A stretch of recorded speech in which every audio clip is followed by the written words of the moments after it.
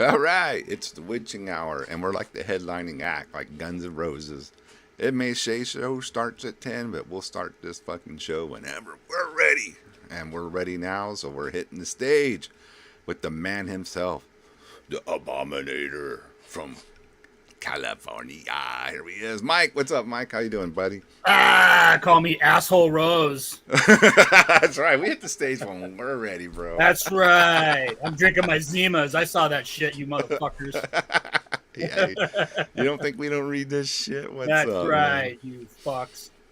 Got Axel. What's up, Axel? What's up, buddy? Hope your weekend's going well. What is this? There he is. No Scott. show. That's fucking Scott from Gasp. What's up, Scott? How's it going, dude? Justin, of course. But Larry's probably getting ready backstage. Yeah, Larry was not getting ready. Larry was chilling out.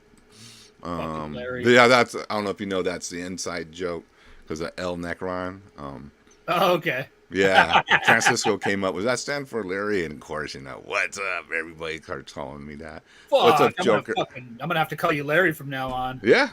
And he said I was Larry from Three's Company. Oh, there you go, Regal Beagle. Yeah, I'm gonna go down to Regal Beagle with Chrissy and shit. There we go. Yeah, you a Chrissy guy or what's up, Aaron? Are you a Chrissy guy or a Janet guy? I like brunettes, Janet. Yeah. Yeah, She was cute, man. Yep. You got Megan. What's up, Megan? No baloney. Pretty Tommy. Fucking rotten punks. What's up, What's up, dude? everybody? And then there's fucking the legend right there. Yeah, the loser. That fucking asshole brought screw you, Frazier. Fucking 100 things for me to sign in Houston, man. I was sitting there for like a half an hour signing all this Grave Hill and Ruin shit. I was like, hey man, can you check this out? Hey, what's cool? Fuck. Fucking Demos. Frazier. What's up, fucking Johnny? Johnny was out at the show last night too in Austin. Johnny, cool. Hell Preacher. What's up, Johnny? Yeah, we're gonna play some demos, man. Oh yeah, it's gonna be Demos of Madness up here, man. It's gonna be fucking cool. You know what? I don't remember her name. Was it Cindy? Yeah, Cindy probably. I think that was. There was a couple. There was like two replacements after Suzanne Summers left. Rest in peace, Suzanne Summers. What's up, Roy? Fuck, Roy's here. What's up, Roy? Roy tuned in. That's cool. Yeah, we're gonna try to fucking be a little quick so Roy can do the Drew Elliott thing on time tonight. yeah. We'll be promoting that Death Metal podcast later tonight. For sure. Check it out. One of the best in the business. Roy is the death metal dude, if you ask me. That's sure. my opinion.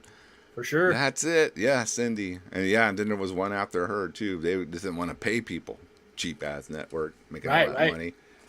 All right, so let's get into it, bro. What made you say let's do a demo show?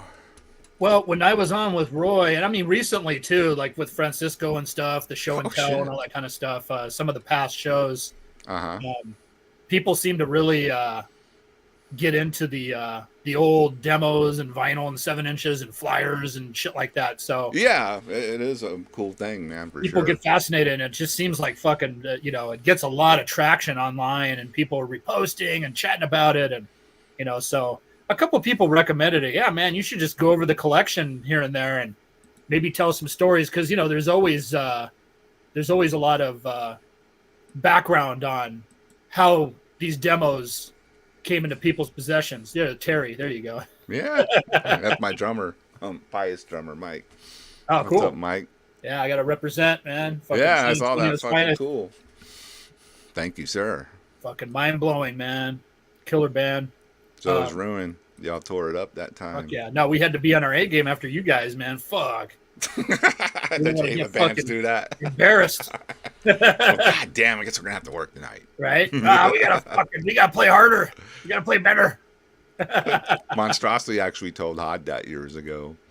They were like, when we jumped on tour with them for the second half, we're like, God damn it, now we have to work. And these guys coming up here headbanging and shit. Oh, dude, Hod in your prime, that was something to behold. You guys were a fucking machine, dude.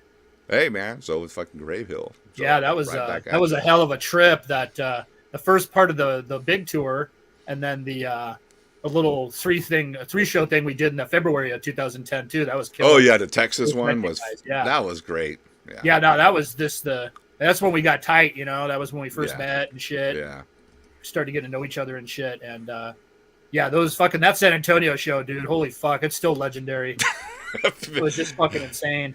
BJ beating the crap out of someone. Well, I mean, you were just having a conversation next to we're just fucking drinking whiskey, fucking watching BJ beat up like 2 chicks, dragging them by their hair on the fucking ground. Fucking Jeff's beating up some other dude across the way.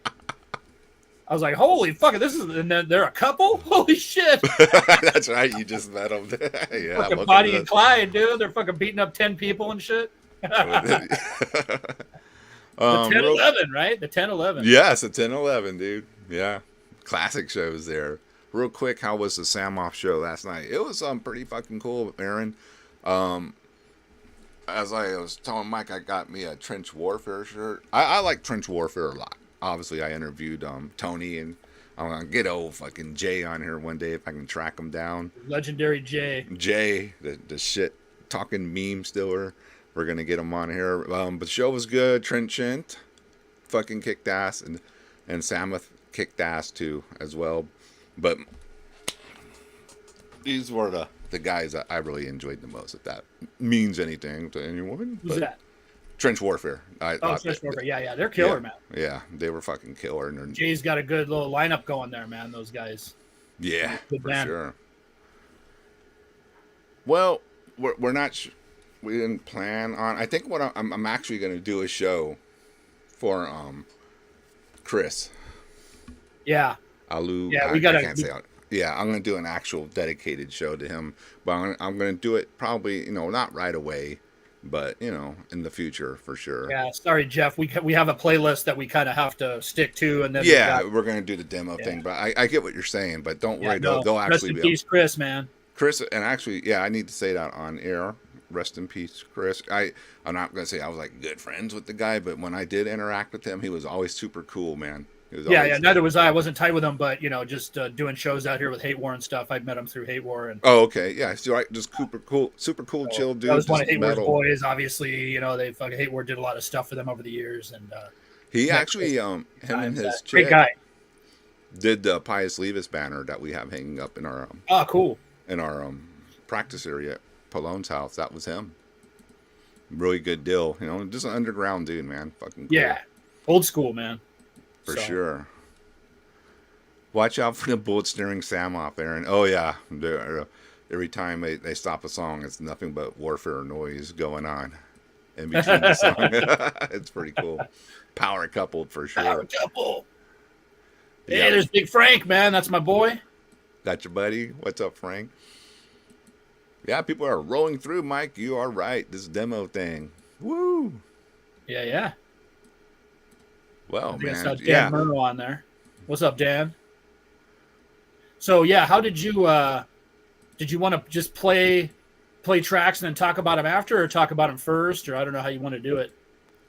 Either way, well, I guess we'll play a track. Do you want to play them the way you sent them to me, or it doesn't matter? Yeah, they're pretty much in order.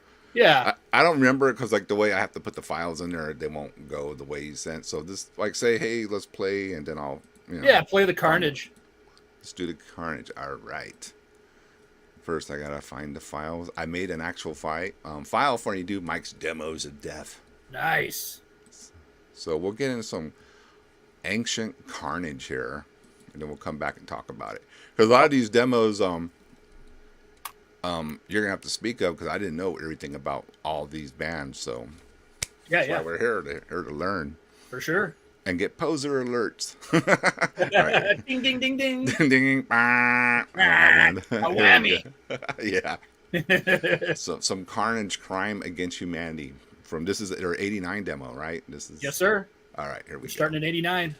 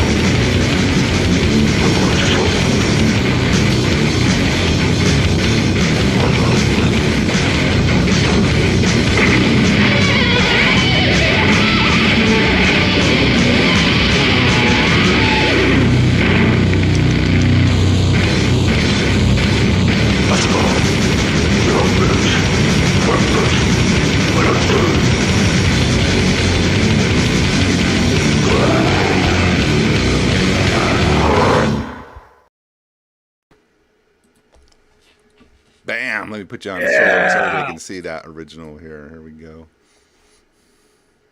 So yeah, we had to start with the Carnage because this is my absolute, bar none, absolute favorite demo of all time ever. I finally came to that decision. There's always, my top is always like 20, 30, but yeah, eventually it was just like, man, this is the one right here. The fucking That's your favorite demo of That's everything? my favorite, absolute favorite demo, most influential on everything that I'm currently doing for sure, whether it's Ruin, other projects, or whatever, the heavy shit, just absolutely. There's just something about it that. Yeah, I mean, that trap was fucking ripping. There was, they were kind of more of a grindcore band back then, but it was just so fucking heavy. It's still very death metal, obviously, but, it's very Carcass influenced, Napalm, but just heavy as all fuck, Dude, that was super heavy, and I like those crazy Carcass style leads with the dives and all that. Oh, yeah. No, you got to have those because it just makes everything so disgusting, yeah, I didn't get familiar with them until, the vinyl release was put out back in the day. Yeah, that was a little bit different. I know because the band broke up. A lot of the guys went over to Dismember because, Dismemberizer was around, all that Swedish stuff, the history of that. A lot of people know about all that, but Dismember and Carnage kind of shared a lot of people, obviously. Michael Mott ended up going to Carcass, obviously. Everybody knows that. So there was a lot of changes with that. And then I think Carnage got a deal with Earache, and then the band had broken up. They were one of the first bands to get. I know Nihilist. Digby wanted to sign Nihilist really badly, but obviously they broke up. Yeah, Entombed was born out of that, right? So Digby obviously wanted that, but in the meantime, I think Carnage was getting talked to about signing to Earache, but they broke up. So eventually, I think that Carnage came out on Necrosis, which was like a sub-label of Earache, and I think I don't know, somebody else was helping out with it or something, because I know the Repulsion Horrified, the original, was on the one vinyl that I have. I got to go look it up, but that original Horrified Repulsion is on Necrosis Records, and it was like Cadaver, the first Cadaver album, the Hallucinating Anxiety, Repulsion Horrified, and the Carnage Dark Recollections all came out in Necrosis Records. So yeah, man. I don't know if that shit's on Metal Archives or not, but I'm just going by the little bit of brain cells that I have. No, that's all good. But yeah, Necrosis actually was, the killer shit for a minute there. They were putting out all the good stuff through Earache. Right? Yeah, and then they kind of fell by the wayside. But I know it was like a subsidiary of Earache. I don't know if it was like one of Digby's people or whatever was going on. It might have been some of the bands, involved. Yeah, I always thought it was Carcass guys, maybe the Carcass guys. Yeah, maybe it was Jeff and Bill or something like that. Because they were really deep in the underground. I think they had a fanzine too, from what I remember. I never got it. They're a little older than me, so that was like a little bit before when I was really getting into the underground. But because like right around '89 is when I started really getting into the death metal grindcore underground stuff. And it had already been out. Since 86, 87, it started coming out in that really heavy underground stuff. But makes sense. The funny story about the Carnage demo, I'll tell. So my buddy Robert, who does Newer One Records, nice. Him and his brother Doug, rest in peace, Doug. He's he's Newer One. That was his street name. So Robert and Doug and our buddy Chucky went to Wild Rags because Nihilist was definitely one of our favorite bands, right? We had gotten the Only Shreds Remain demo and the Premature Autopsy demo from Wild Rags, because Richard used to sell demos all the time on the counter, and he'd have like the really good ones behind him. So a lot of the Swedish death metal and the Morbid Angel and the Necrovore was always behind because he didn't want anybody jacking them. He didn't want people stealing them off the counter. And the local stuff was all on the counter, whatever, which is fine. He just, a lot of people would hand those out anyways. But anyways, we were constantly trying to find out, like, when's the Nihilist album coming out? And we didn't have the internet back then. It was all word of mouth shit by letters and telephone calls and shit like that. So we heard Nihilist broke up. We were like, oh, fuck. We were fucking heartbroken. Like, oh, no, man. What the fuck? Yeah. No idea that Nikkei and those guys were going to reform under Entombed, and Johnny was going to go form Unleashed, and, all that happened or whatever. But we had no idea about Entombed, and all of a sudden we started hearing about it. Former Nihilist, oh shit, okay. So maybe they just changed their name because there was like already a Nihilist in Georgia or something like that, or somewhere in the United States. Because I remember they had like an album on Metal Blade or something, but they weren't very good, right? So it's like, oh, maybe they just fucking changed their name. So Next thing you know, we heard about the Life Goes On demo. I'm like, oh shit. Well, we better go to fucking Wild Rags and figure that out. Well, when I was younger, I was working. When I was, you could be 15 and a half and actually get a job in California back then. So I started working at the park as a junior ranger, and I was making really good money, dude. It was like minimum wage was like $4.25 an hour, but for a fucking kid back in the late 80s, that's a lot of money, right? So Yeah. I was just like, that's what I always, thought minimum wage was for, I can get all political this way, but for kids, like yeah, part-time jobs and things like that. So yeah, that was like this fucking great pocket change for yourself back dude, then. for a high school kid, I was fucking pulling like, I was making good money, and my paychecks were like $300-$400. Especially I was working a lot of overtime at the park and shit like that, just doing crazy shit with the trucks. I didn't even have a driver's license. I'm driving the trucks in the dirt, 4x4 and shit like that. Yeah, dude. Getting crazy, chasing homeless people out of there and perverts and shit. It was fucking great. Yeah. But so we used to make excursions to Wild Rags like literally almost every weekend to go buy shit, right? So that was to us in San Antonio. That's Hog Wild. Hog Wild, right? Yeah, Hog Wild for sure. Yeah, we went to Hog Wild when Grave Hill was out there for the first time, and that was fucking great. Because Bear was working there, he introduced us to everybody, and yeah, it was great when Bear worked there. There was like your Richard C was probably at Hog Wild. Our Ruben Luna, this guy Ruben, who was like the guru of all death thrash and black metal coming out and everything. And hardcore and all the good hardcore. Just the good shit, man. The good heavy fast shit. He would stir you the right way when you walked in. You just walk in, he's like, you need to hear this, and he hands you, left hand path, stuff like that. And just, oh hell yeah. Yeah. Like Richard would do the same thing, man. He just hand you a demo or whatever. And actually it's funny, later on, he handed me the fucking second Carnage demo. He's like, Mikey, get over here. And he's just, here. You need this. Oh shit. Okay, cool. It's fucking. This is a great demo too, by the way. It's fucking definitely, fucking. I just like the fucking first one. Like Hog Wild had demos, but they were more regional. Where I always get the feeling, Wild Rags has had like insane, collection of demos, from all over that you could buy there. Like because his mail order was insane, dude. His newsletter went everywhere. The zine, So then he did so much fucking mail order. It was nuts. Because I worked there, dude, eventually. So it was fucking crazy. Richard C. He liked Tangerine Dream and all kinds of crazy music, too. So he stocked a bunch of different types. But it was mainly metal for sure, But yeah, he was just fucking... The mail order was crazy. People were ordering. But then he was sending out newsletters and fanzines to everybody, too. And eventually the fanzine kind of fell by the wayside. And he just still did the newsletter, though. Because he signed so many great bands, there was so much interest in all that. Yeah. It was like a Murderer's Row of Nuclear Death, the Patago, Blasphemy, Just crazy. It's crazy stuff that he put out. So I like those the Wild Rags demo series he's the demo series, man. Resistant Militia, fucking it was fucking Recipients nuts. of Death. Blood Come, Recipients of Death, Blood fucking Come. Yep. Yep. Just cool stuff. So moving along. What ended up happening is like this one weekend I had to work. And Robert, Doug, and Chucky, my buddies, went to Wild Rags to go look for this, which was the Entomb demo. And I've already been playing this on a bunch of other shows, so that's why I'm just going to show it off real quick. There it is. But we're not going to play a track from that because... Let's put that up solo so everybody can get a good look at that Entomb demo real quick. Look at that.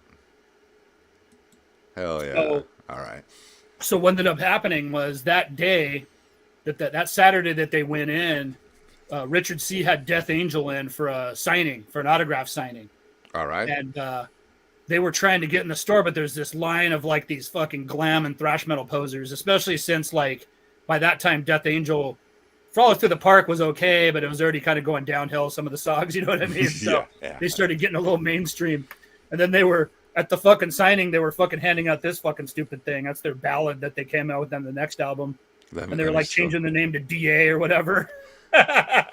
So I ran across this fucking as a joke. Fucking Robert and the boys fucking grabbed me a copy of this. So instead of getting me a Carnage demo or an Entomb demo, they gave me this. And they played me the demo over the phone like a bunch of assholes. Oh, listen to this, bro. This is fucking awesome. Yeah, I love this. Death Angel was fucking... they were there was like these placemats that you get at like Denny's or fucking and truck stop diners and shit like that. And it was Death Angel stuff on there, and they were signing those and handing them out to everybody. So they brought me a fucking stupid Death Angel promo tape and a fucking placemat signed by Death Angel. Like, and then, a few days later, I went down to Wild Rags and I bought all those demos because Richard had them still, thankfully. So cool. Yeah, so that was that. But that's a funny backstory about the Carnage demo. That is funny, dude. Death Angel. Classic shit. I'm bored. I remember when I saw that, I was like, oh God, man. This band is done. I was already fucking getting into Napalm Death and, fucking obviously yeah, the heavier shit was coming Morbid out. Angel and shit. So it was like when that stuff was coming out, I was just shaking my head. Fuck, dude. Some of the fucking metal kids in high school were just all, oh, dude, oh, Death Angel, oh my God. Death Angel rules, bro. They're so heavy, bro. They're just like, nah, man, fucking put on some Carcass. And of course, they're like, well, that's not even music. What's going on there? I can't even understand what's going on. The classic line, right? I can't understand what they're saying. It's about just the vibe, man. Read the lyrics. All right, let's play some Rotting Christ, man. All right, let me find the video file real quick. The demo. Mike's demos of Get ready to bang your head, everybody. All right, Rotting Christ. This is cool, dude. 89. Look at that. Fucking great. 89.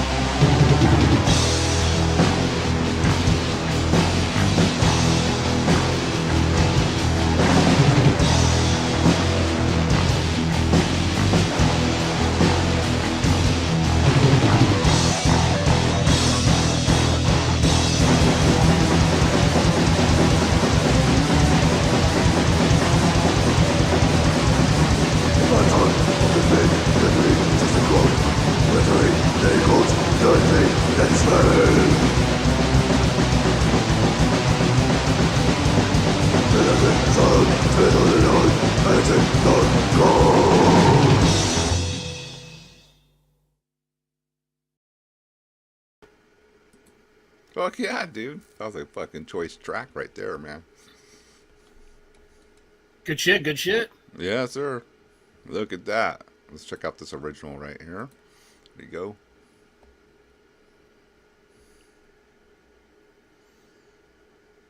The best is the fucking logo and the title are upside down. So try being drunk and stoned. Try to figure that out in your collection. Like, "Ah!"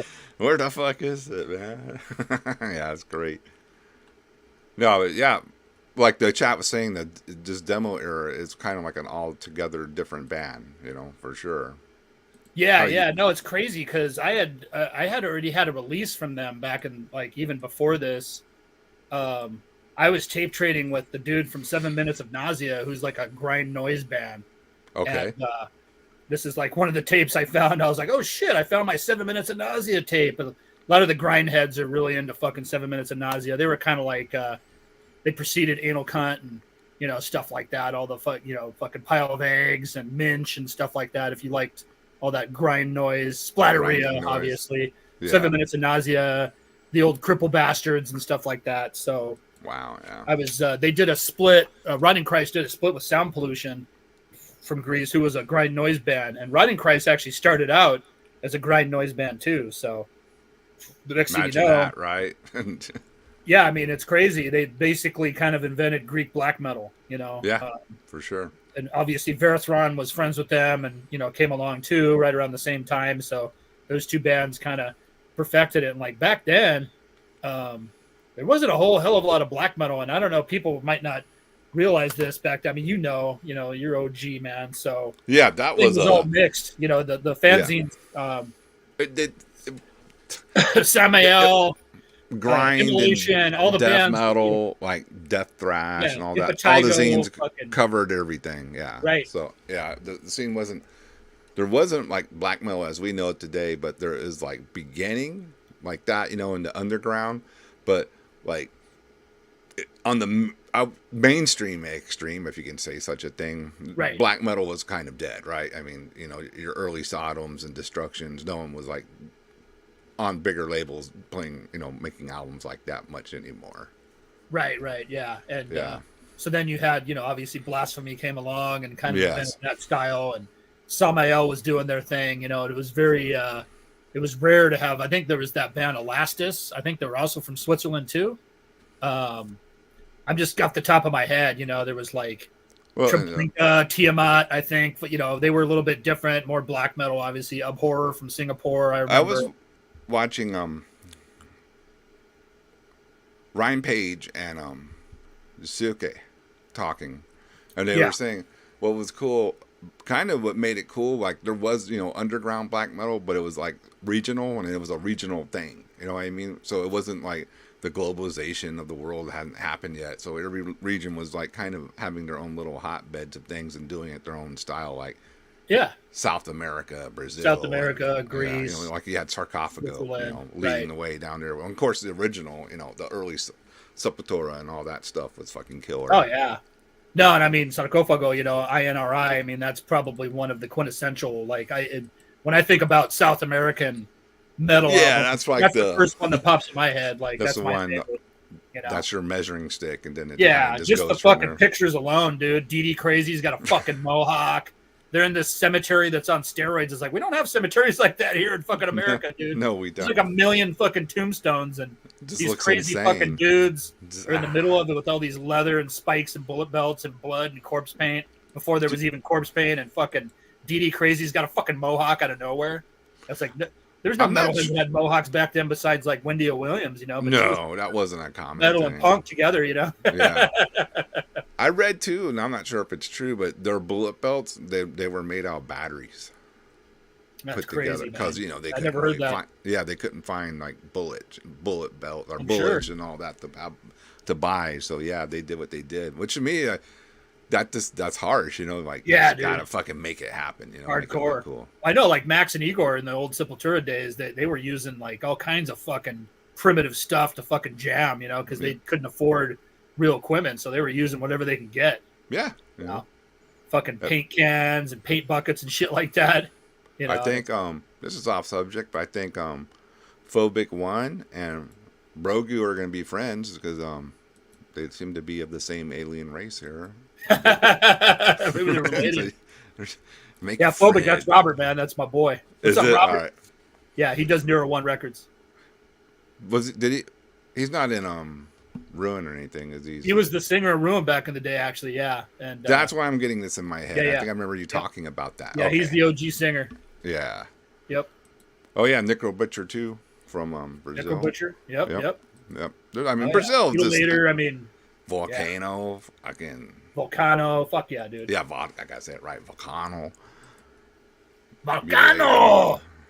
I know anything on the Quagmilla, whatever, early masters is the Cajumalo. See, you say it right. Correct me here. Correct the Necron. But yeah, here's another Rotting Christ. I think this is the second demo. Let me show you in solo so you can see it. AIDS Wins. Go the right way here. This is the second demo before the Passage Charturo album, which also fucking ruled. I got that somewhere, but we're talking demos today, so. Yeah, this is a demo show. But yeah, this one, man, this is my favorite. Everything. This is another all-time favorite demo of mine. I know David and I from Ruin, we both agree on that. And even though Rotting Christ is technically black metal and Ruin's not a black metal band, that old Rotting Christ stuff was a massive influence on the Ruin songwriting, for sure. I mean, who cares, right? If something's your favorite, if it's black. No, exactly. I'm just saying, like, people might not recognize old Rotting Christ as an influence on Ruin, but it's a massive influence, man. That's fucking cool. Yeah. What jam you want to hear next, my friend? Let's do Putrefaction. Oh shit. The Graveside Project. Putrefaction. All right, here we go.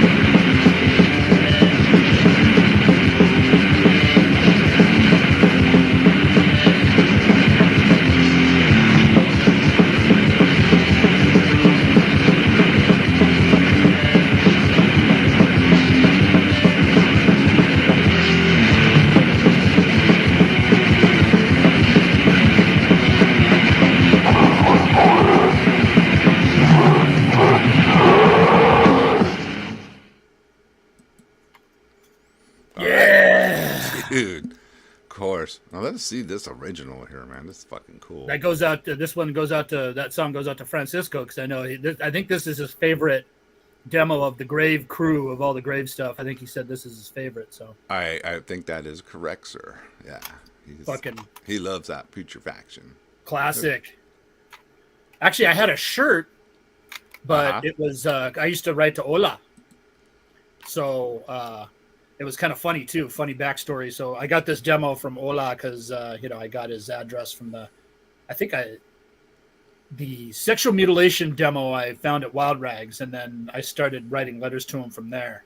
And, Okay, right so I on. got this from him a little bit later on, and then of course the next 1A demo of mine we'll talk about in a bit. I should have put these together. I guess we still could do these together. Actually, Yeah, the next track we'll do together. I'll grab that. But so Ola was awesome, and it was funny because we started chatting over the phone periodically. I had a few pen pals that I would talk with over the phone, and were you paying Ola, those long distance bills, oh or did you dude, have a good like, way to get around that? when I was a kid, my mom would come in, she'd fucking kick the door and in my room and start yelling at me about the goddamn phone bill. But I was like, "Ma, I got a job. I got a job. It's all good. Tell me what the money. Oh, this is ridiculous. This is like $47.50. Who the hell lives in Gotland, Sweden? Where the hell is Gotland?" And I was like, "I don't know." And then we started looking it up. My stepdad was all about information and stuff, so he's looking up. Oh, it's like a small island off the coast. And she's like, "Oh, I don't need to hear that from you. I don't even care." Nice. He's like, well, my stepdad was a engineer, so he was like a math genius, but he was very intellectual. So he was like, I want to know where this place is at, Yeah. So Just so the phone curiosity calls. and shit. I mean, some of these cats I talked to, I'll tell you, there's a couple of them on this list coming up too with the other demos. But yeah, Ola was awesome, dude, and obviously Grave became one of my all-time favorite bands, especially the demo. I know it's not a popular statement, but I like Into the Grave, but the production's like way too clean, man. So I'm more of a fan of those demos that they did. I like the Putrefaction Into the demo. Grave because Poser Alert, that was my introduction to Grave, because No, it's all good, man. no, what happened, like 80s, Necron was all about tape trading and doing all that. Yeah. And then when I became, the young adult me, I really just didn't have time to do it anymore. You know what I mean? Because Oh yeah. I think in 90, yeah, I would have already been 20. So I was just going to Hogwild and buying records if I saw it. You know what I mean? Well, buying so that's why I records- love like hearing like you and like Roy and Francisco, because this is like, to me, this was what you guys were doing then was I was doing about like 5 to 7 years earlier. You know Yeah, what I mean? yeah, for So sure. It's cool when I'm discovering. But I can tell, yeah, to get to what you were saying, the guitar tone on the Grave album isn't as crushing as those demos, man. The demos, it's heavier. No, I know what they were going for. It was a much more broader, I don't want to say mainstream, but it really was, and I mean, don't get me wrong, it's very heavy. It's an excellent album, but Yeah. it's like every time I put it on, I'm just like, I just go back to the demos or I put on the You're right. Putrefaction. And it's like, yeah, that's what I want. Yeah, That's what I'm looking for. That's the disgusting fucking guitar tone and the puking and yeah, that's just everything fixing about the craving that I need from Yeah. my metal craving. I Now, gotcha. when they toured live with Massacre and shit around that Into the Grave, man, they were definitely heavier. And you'll never see, it's got some kind of lame groove riffs, but a lot of that album, especially some of the older stuff, a lot of You'll Never See is heavy as fuck. It's kind of almost, the guitar tone is not all the way back to the demo, but it's a lot dirtier and filthier than Into the Grave. Even though Into the Grave has the songs, if you think about it, it's got the songs, man. Yeah, the songs are It's got there. a lot of the classics and Yeah. the new ones they wrote for sure. And again, fucking don't shoot me, motherfuckers. Jesus Christ, people love Into the Grave so much, and I know a lot of people. Oh, it's the heaviest fucking death metal album ever. This and that, da da da da. But it's just one of those No, things. Yeah, too, and it's also when you were there, and that's what you first heard were these demos. You can actually have the veteran, I think, experience to say, I heard this and I think this sounds better.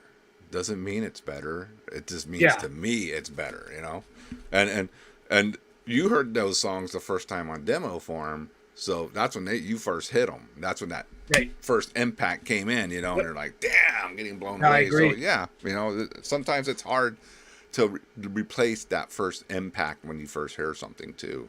No, I And agree, man. and I There's know it's like what the most cliche thing to say. Oh, the demo is better, you know. yeah. But a lot We're of the times old it's guys on the porch. Get off my yeah. lawn. The Get off demo's in my the first lawn. album. If you That's didn't hear it. the demo, you're a I only like the poser. demos, because dude, Jason from Grave Hill and even Red a little bit, they rag on me about that. Even the Ruin guys sometimes, Chris. Oh yeah. Oh, yeah, it's not the demo, but it's not bad. Because Chris from Ruin, he likes all the Entomb stuff, even the fucking Wolverine Blues and the later stuff. And Okay. he always sneaks them in like when we're on the road and shit, gigging or touring or whatever. Oh, the little Traveling, jams he'll and the sneak a fucking Morning Star fucking CD in the fucking player or something like that. and everybody's like, "What the Take this fuck?" off. Oh, I thought I could get away with it, trying to get me into it, but and there's Trying to some convert later stuff, but it's like I'm always I don't even fucking listen to Clandestine that much anymore. I just put the demo and the Left Hand Path on. I mean, Left Hand Path, that's a fucking example of the album actually surpassed everything that they fucking ever did. And it was like, all right.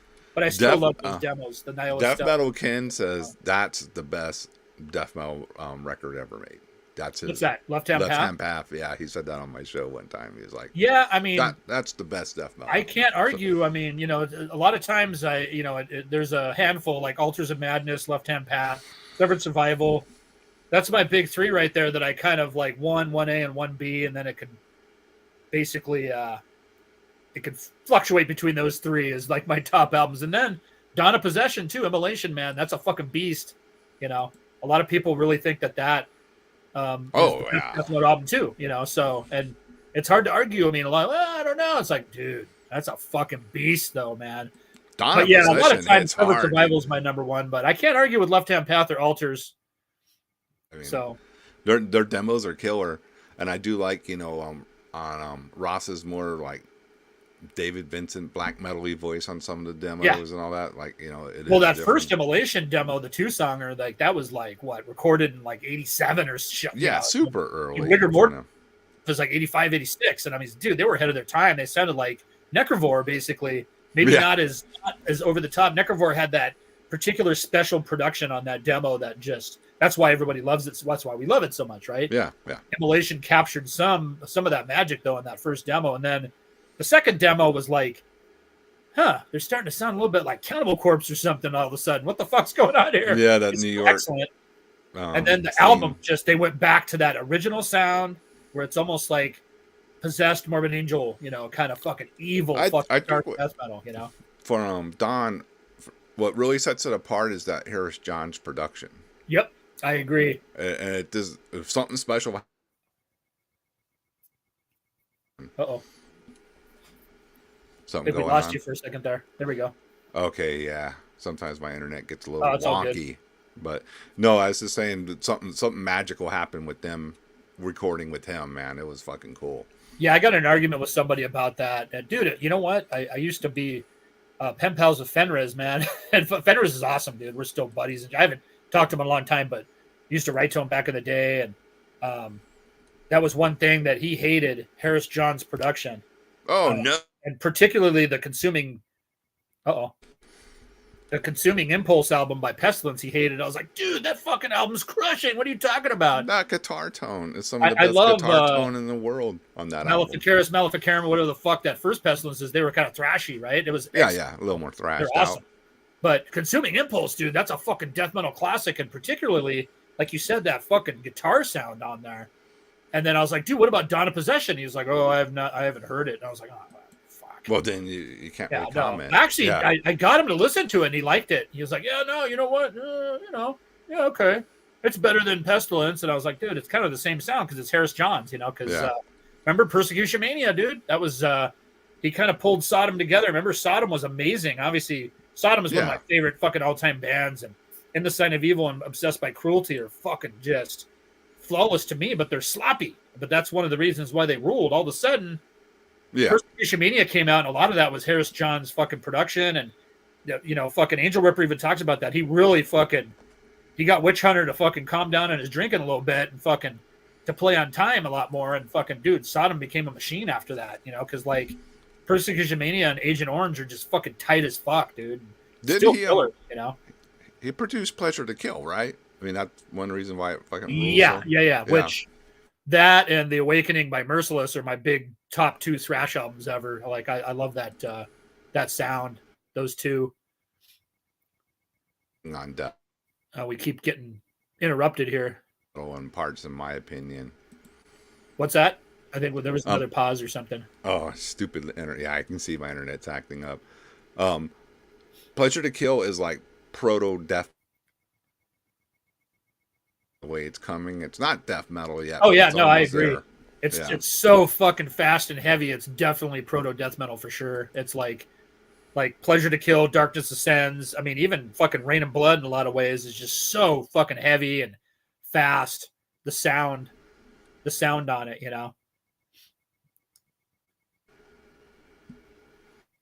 You there? Uh-oh.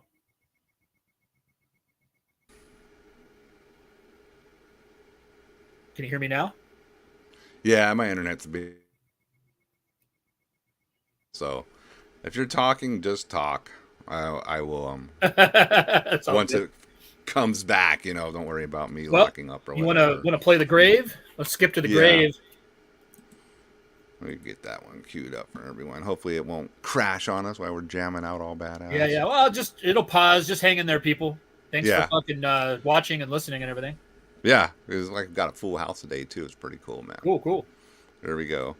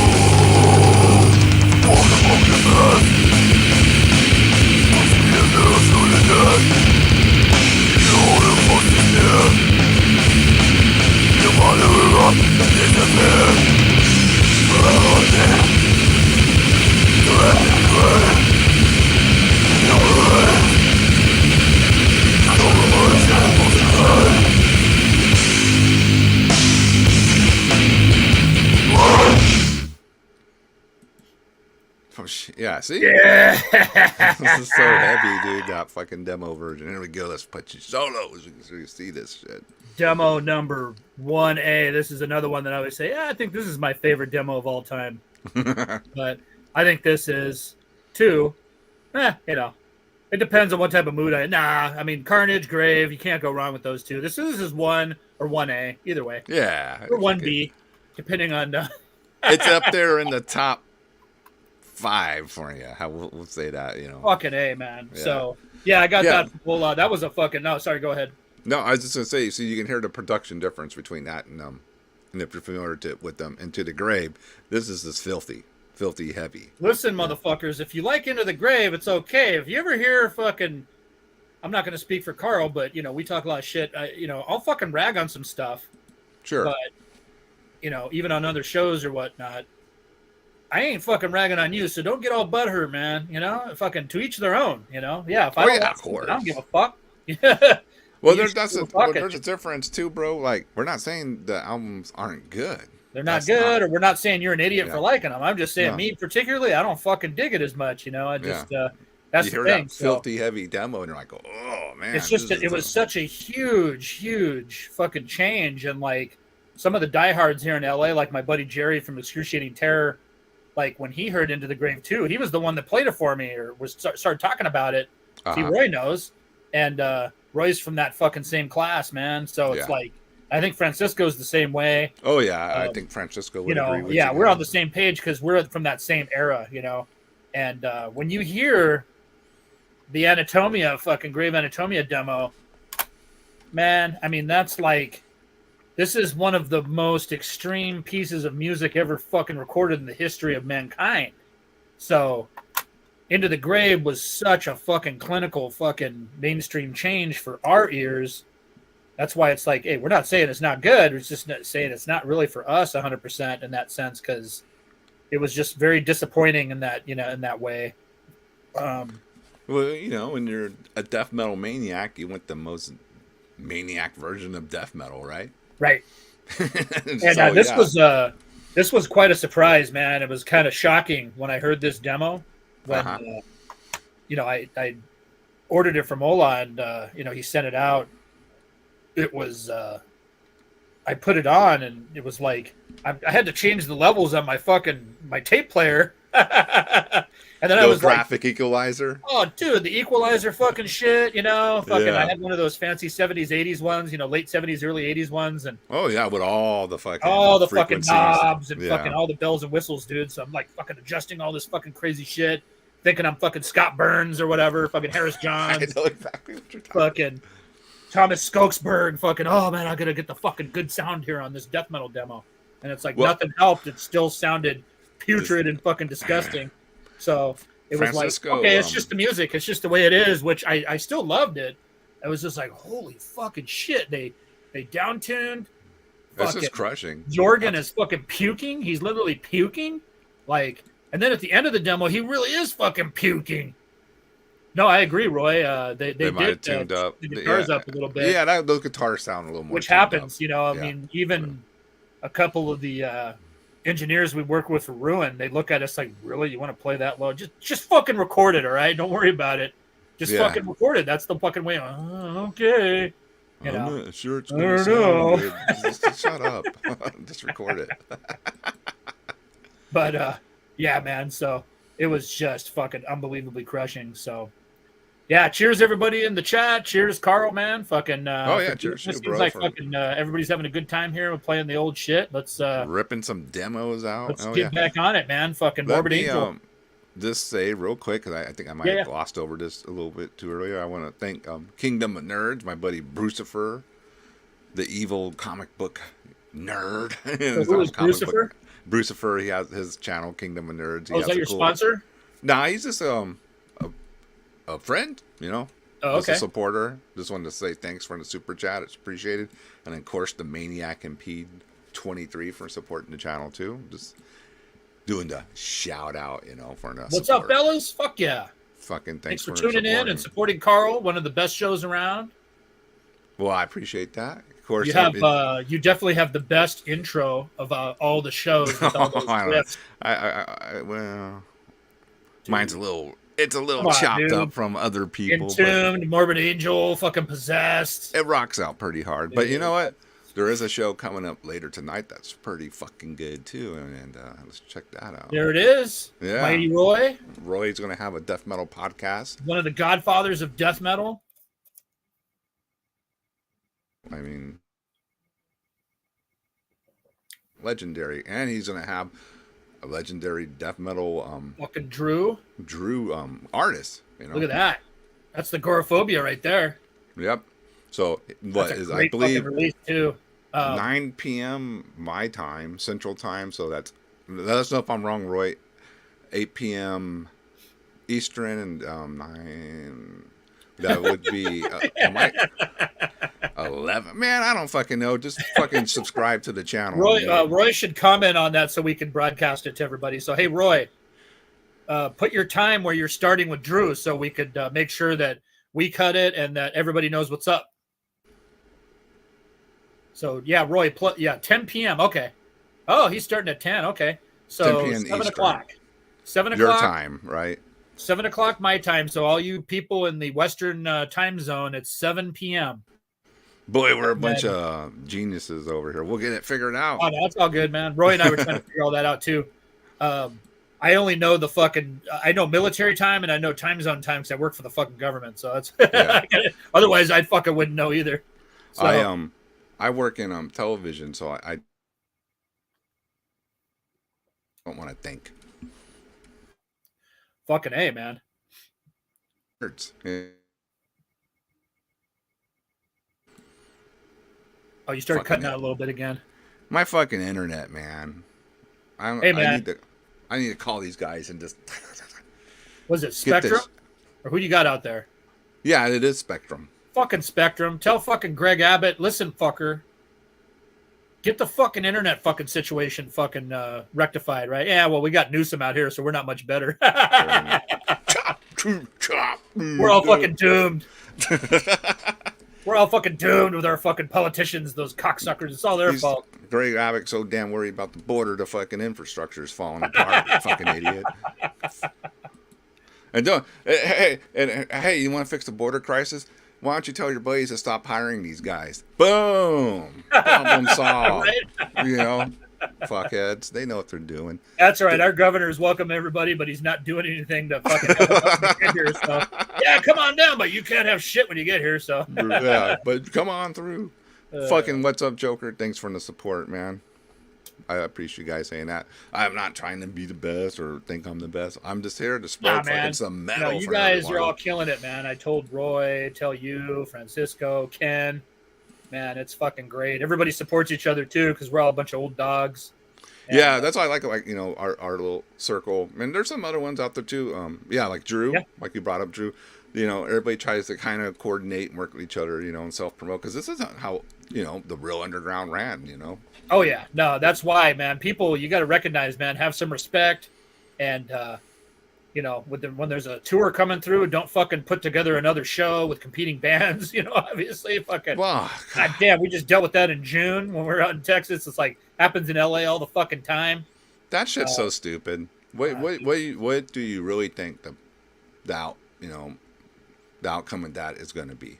No one wins, man. No one's going to win. Yeah, exactly. No one fucking wins, and making everybody choose and like especially under like pretty good shows. You know, why would you do to fucking just reschedule? Well, look, man, I'm not trying to whine, but Ruin came all the way out there, and it's like, fuck, dude. Just like if you know, Pius was coming out to Cali, and we want to show you guys a good fucking time, just like fucking, you know, you guys wanted to fucking show us a good time, and it's like, fuck, there's fucking 2 or 3 other shows going on, you know, come on, what guys. The fuck? Yeah. What the fuck, man? Houston was the same way, man. It's like, fuck, really? Oh, you had a competing show that show night? Next door in fucking Houston, a death metal festival, dude. Like, unbelievable, man. Fucking, it's dumb. It's dumb. It's dumb. Right. Let's fuck that shit and fuck Pestilence AI artwork. We won't even talk more about that. Yeah, that's some fucking Abominations of Desolation. Yeah, now we're talking. Let's get this rolling. Morbid Angel. When they were the gods. That band from I guess when they started to Altars, top tier, you know, fucking death metal. But let's jam it. Let the music do the talking. Here we go.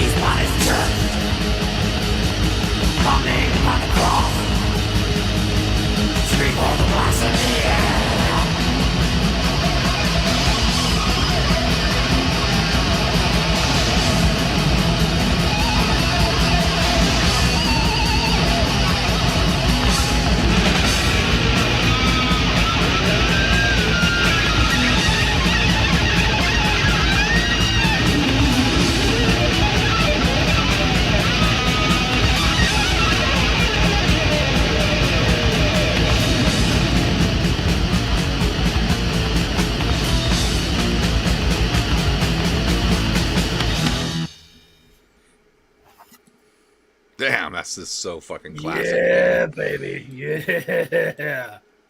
So, real quick, before I get into this tape, Okay. I want to specify something.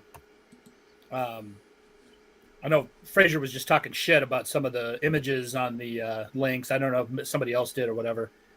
When Carl and I were doing the research and the talking about this show or whatever, people got to realize, like, on YouTube, you don't have like all these demo links and this and that. No, That's why you see some of the, like, the Grave covers. was just the compilation cover. Yeah. The Abominations was that horrible earache re-release cover or whatever. So there's not always. This is The a proper, fucking really fucking rare fucking like bootleg, super bootleg. Show it to him one more time, bands. Mike. The cover. Yeah. So this is like bootleg to fuck, dude. This is like a fucking 8th generation tape that I got from my buddy Victor. All right, there you And go. he got it down in Mexico at the infamous Chopo metal market down there. That was intended to be the actual cover of Abominations of Desolation. It was, and that's why they used it, because, you know, the Mexican metalheads always know fucking everything before we do. That's true. They have the fucking connection somehow or another down in Mexico City, dude. So Chopo fucking, that's the crazy market that it's like some of the best bootlegs on earth too. Some of the shirts that I've fucking received from there and shit like that are just second to none. Dude, what like late 90s, early 2000 Mexico bootleg shirts were keeping death metal shirts alive, dude, man. Seriously, and even like the fucking the mid 2000s. Like I have a full fucking World Without God shirt that is like better than anything those motherfuckers brought on tour with them when Ruin played with them. It was fucking crazy, the quality, like I agree. Everything about it, the quality of the shirt, the print, everything. Incantation back then had some type of hookup with the bootleggers, and every time they came to town, they would show up with these amazing bootleg shirts. I'm like, oh fuck, I gotta buy these now. I mean, we'll get into McEntee in a little bit actually, because fucking he's kind of involved in my demo list here All because right, cool. he connected me with a bunch of people. But yeah, he got connected with Juan from Mutilator Fanzine and some of those other cats down there, and I think that's why Incantation was able to, which is great. You know, they were able to have some inroads down into Mexico and whatnot, and And get this were able shit to out fucking to do a us. lot of that. Yeah. But yeah, my buddy Victor was from Cuernavaca, which is, I think it's kind of a town southeast from Mexico City, but somebody might correct me on that. But anyways, he ended up coming to live in Southern California, and I think at this point he's in his early 60s. So yeah, he's got about 10, 12 years on us. And oh, thanks, Megan, by the way. Yeah, Megan, I wanted to Megan's point that out. That was fucking cool. She's my girl, man. Fucking gotta love Megan. She fucking rules. I seen her popping up on Yeah, the man. chats everywhere too. So thanks for supporting. Nah, she's the everybody's best, platform. man. She's the best. Fucking huge supporter. But yeah, so Victor, basically he lived all the way across town, and me and my buddies, I mean, we're 14, 15, so we'd ride our bikes all the way on the other side of town to go to his house. Fuck yeah. And he gave us shit like this: Fear of God, fucking 87 demo, the Napalm Death, Hatred Surge demo. He was the first person to play us Mentally Murdered fucking EP. He was the first person to play us Altars of Madness. He's the guy that fucking really, he had the whole Nihilist collection. He's the guy that turned us on to Dismember, Crematory, Abhorrence. He turned us on to the Finland. Like, he was writing to everybody back then. Just an infamous fucking demo tape trader that just getting all the fucking good shit. Dude.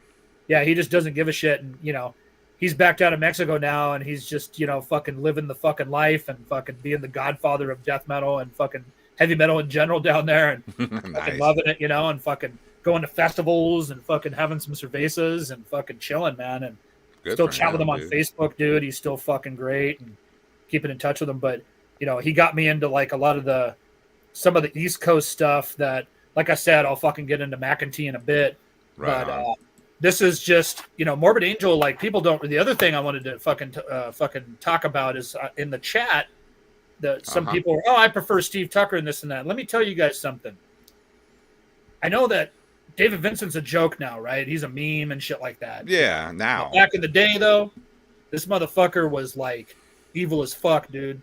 And Morbid Angel Trey is kind of a fucking punchline now, and especially with some of the shit that he's been going through lately, which is fucking sad, dude. Like him passing out at fucking shows and shit like that. Yeah, it is a shame. It's not cool to make fun of that shit in a lot of ways, man. Fucking, especially with people that tour and whatnot, man. It's old fucking at advanced ages, as we know. It's hard just going out to one show. Passing out on stage could actually, you know, mean the end of everything for you. It's fucking not, and that's sad as fuck, dude. But if you die doing what you love, I guess it's not the worst, you know. Not the worst way to go out, but I'm sure. You know? I'm sure he wants to rock out a couple more shows, you know. Hey man, you know that's the thing. But back, you know, we're talking like late 80s, Dude, early 90s. I can tell you a Morbid Angel story. Machine. Morbid Angel. I can tell you my Morbid Angel story. With my me and my zine, my friend Chris. Chris was writing Morbid Angel a lot, right? He knew them pretty well, and he would call me up. He was real cool. He was like, hey, I got you know, Dave on the line, and we would talk. You know, this is like what, 86. Fuck yeah. And you know, they were still, you know, just putting out demos, right? They weren't on Eric yet and all that, and they were fucking super cool, and they were real plugged in at that time. They were plugged into all the fucking good shit, that I can guarantee. And them dudes were so cool. Me and Chris were looking somewhere to print the second issue of the zine, and they said, hey, we can get it printed for you. Just send us the shit. We sent them the shit. These dudes got the zine printed for us, like, you know, like an actual. Not just stapled on the side with sheets, but actual, you know, like real shit, like a book, you know, like a magazine, And we were like, whoa, they fucking came through.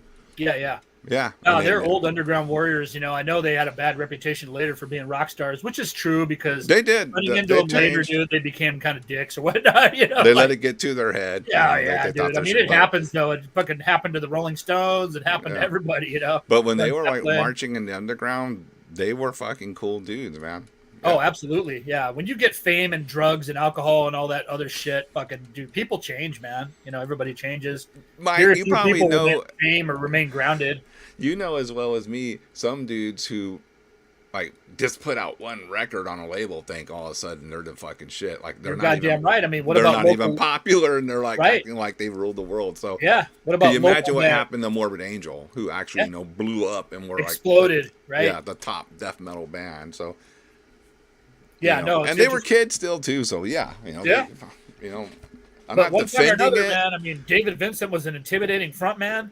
Yeah. Trey was bleeding from his fingers and his arms because he's slicing himself and pulling his fucking guitar strings, and there's blood spurting everywhere. Did you Richard know? Burnell was a fucking headbanging machine. Did And you then know there's the Pete one Sandoval, band? like, The one band they holy were scared shit. of, though. There was one band, and they admitted it, that they were scared of. Necrovore. Yes. Yep. Yeah, that was the one band they. Yeah, Trey actually wanted De Planchette fucking to be the frontman of Morbid Angel because he was so intimidating because he was a huge fucker, you know? Yep. Remember hearing about that story. And remember, he was trying to get Trey to join Necrovore. Yeah, right. Yeah. But They yeah, were- it was kind of like Chuck joining Repulsion and, you know, the Repulsion guys joining Death. It was just like, nah, we're going to stay in Michigan or we're going to stay in Florida. Remember Chuck and Slaughter for like a minute? Chuck and Slaughter, he didn't want to go to Canada. Reifert didn't want to move to fucking Florida. He wanted to stay in Northern California. You know, it's like, yeah. Crazy. I know DePlanchette probably didn't want to move to like either North Carolina or fucking Florida if he's living in Texas. He's used to that. I gotta get these guys on my show. I gotta bug up Ross. Ross is a cool dude in Necrovore. Fuck yeah. Well, yeah, he was like running sound for Morbid Angel in the early days at shows and all that. John, like, went and stayed with them for a while and was, their sound man and like main tech and all that. Small fucking death metal awesome. world, dude. Crazy. Yeah, Morbid Angel, they took that mantle of the intimidation, and people don't realize, like, fucking, how fucking, yeah, Roy knows. Fucking Roy, he was deep in that shit, so Roy knows. Yeah. Roy was deeper than we are, man, combined probably.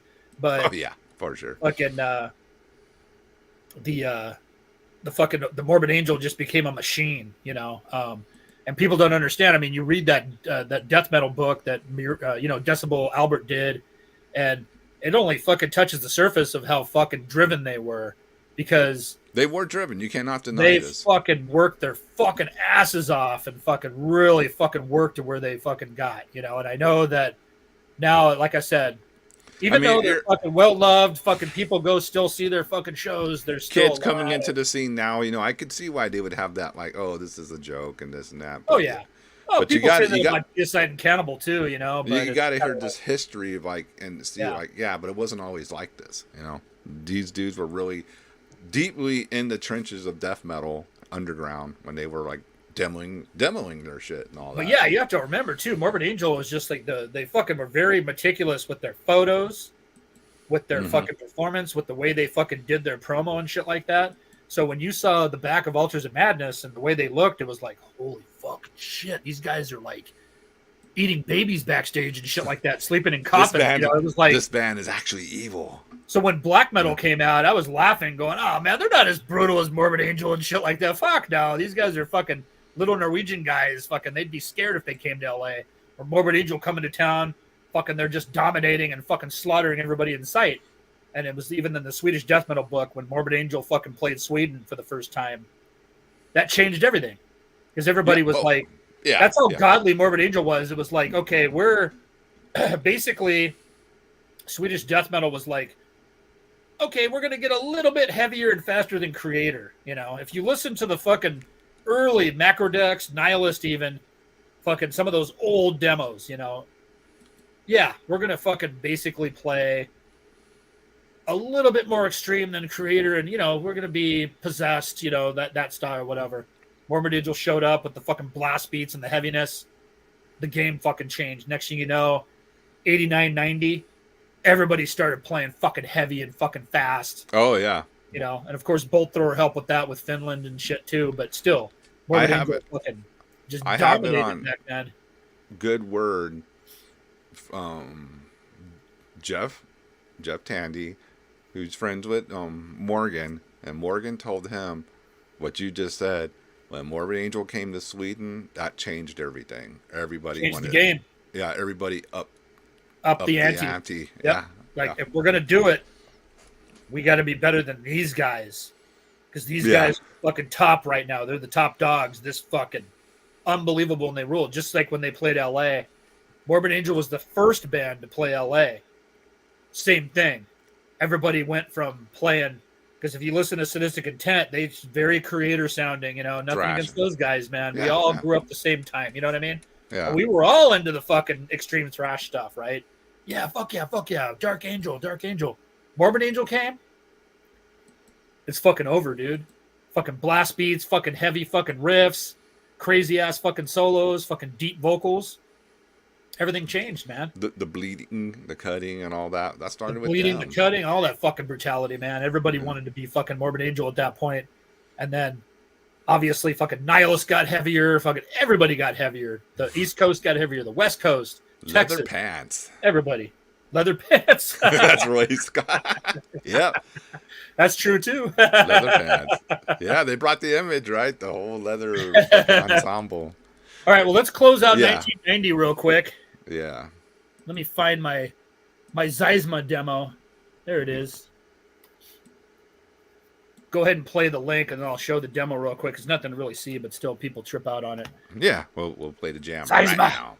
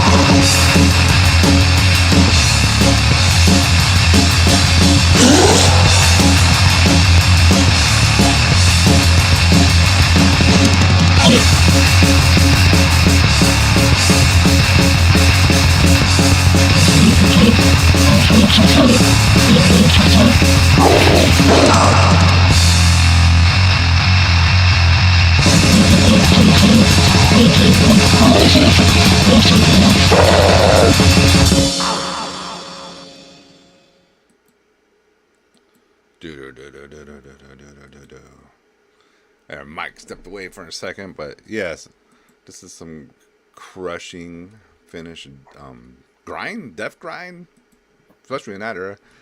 Sorry about that. Yeah, I understand. Sometimes things got it to be taken care of. So I had to take a real quick break, everybody. Sorry about that. All right, let me show this fucking demo for everyone. The gory cover. Put it where we can see it a little more without the glare. Oh, that's perfect right there. Let's see the cover again, dude. Yeah, there you go. Oh, I know Uncle Ken wants this demo. He keeps, when are you going to send me that demo? How much you want for it? Because that's the one thing, the only fucking thing that I have that Ken doesn't have. He has like 5 fucking million other things that. Yeah, he's another one with a massive death metal, black metal, everything collection. Ken might have the craziest collection ever. Ken, Roy, and my buddy Arturo Gallegos from here in Southern California. He's the guy that films everything. And a lot of the heads know Arturo, man. He's awesome. But Arturo's been collecting for many years, and he's up there with Ken and Roy for sure because they keep everything. And this is the fucking Zeisma. This was my introduction to Finland. Oh, that was your introduction. Oh, nice. My introduction to Finland. I had heard of Funebre or Funebra, however you fucking pronounce that, the Cranial Torment demo, which rules, and I never got a copy of it. So when I went into Wild Rags one time, one of the many times or whatever, Richard just handed me the fucking Swarming of the Maggots demo. Mikey, get over here. What's that? Here, you need this. He'd always hand me something fucking cool because, Richard was always trying to make a buck for sure. Oh yeah. He was, he's a fucking businessman. Who doesn't fucking do that? You gotta pay the bills regardless. Yeah, no, we ought to fucking. A lot of us fucking like diehards had a great relationship with him because he knew, man. Because listen, he was a fucking music guy. He wasn't just all about the money. He was really into the fucking music. He really was. I mean, that's why he signed so many fucking great bands. Yeah, he had some crappy ones like Jersey Dogs and shit like that, but. I know he dug it, man. I mean, he was really, really. Oh, you don't like Jersey Dogs, dude? They're great. And I was like, it's not my thing, man. Oh, whatever, man. You're just stupid. You don't know. Yeah, well, that's a cool attitude to have, like, I don't But give a shit. Yeah. so yeah, Zeisma had their fucking, it was like Carcass warship, which was rare back then. Obviously, after a few years, it became like a regular occurrence with all the horrible gore grind bands and shit that came out. Yeah. And there was good stuff like the early Exhumed and whatnot that came out, but there was Regurgitate was good, and Dead Infection and shit like that. But there was a lot of crap, obviously, still to this day, that's spawned by really bad fucking Carcass, influence shit. But yeah, Roy knows. Wild Rags was definitely trailblazing. That's when like the floodgates opened for Finland, because it was like there were certain hotbeds. It's like California, Texas, on small levels, but there was a lot of really good bands there. The Eastern Seaboard with New York and Pennsylvania, down to Virginia and shit like that. It was like, holy shit, there's a lot of really killer shit going on there. Yep. Obviously, Sweden was just fucking nuts. Yeah, and then Sweden historically, always out of control. South America and Canada have always been fucking hotbeds for fucking great metal. Yep. But Sweden just was like, holy shit, what is going on over there? What's in the water? Why is every band killer? Right. Like every single fucking band is just fucking amazing. And then Japan on a small level too, with a lot of those bands, but Finland was fucking kind of unknown to me until I heard the Seisma demo, and then I went back and found out about Funebre and some of the other bands that were coming out, which a couple of them we'll talk about here. But yeah, that closes the 1989 era. The 89 door chapter. The 89 door is now closed. We're moving to 1990. The funny thing, real quick, about the Zeisma too, that I forgot to mention, is that I don't know if you guys or anybody or you, Carl, remember Torched Records. He did the Magus 7-inch. He did the Excruciating Terror 7-inch, Legacy of Hate, and I think he did something else. I heard of that one, but I don't know the record label off the top of my head. No. Real quick label that he didn't do a lot of shit, but George was just a local scene guy, and it was hilarious when I worked at Wild Rags, and apparently George had been doing this for years. George would come in, so he'd park in the parking lot, walk over, and come into the shop. He'd grab a fucking stack of demos, and he'd take them out to his car and listen to them in his fucking old car. Remember, This is 90, between 90 and 92. So, all the cars go on cassette players. Yeah. So George Solis, he would go out there, and Richard's all, dude, I used to get so pissed because I just don't like people leaving with stuff, but I trust George, he buys stuff all the time, No, yeah, totally. George is cool. We all know George, man. That's still a little weird, from a shop to do that, just to take off with a bunch of merch. Yeah. No, obviously he asked. I'm sure. I was laughing. I could imagine that first conversation, like, "Hey, bro, can I take these out?" No, fuck you, motherfucker. And Richard had a baseball bat back there, and he'd break out the baseball bat, and I've seen him chase people around with that motherfucker, dude. Yeah, it was great. Like former employees, especially the girls that worked for Valerie, because there was a bunch of heavy metal and glam clothes that were part of the Wild Rags.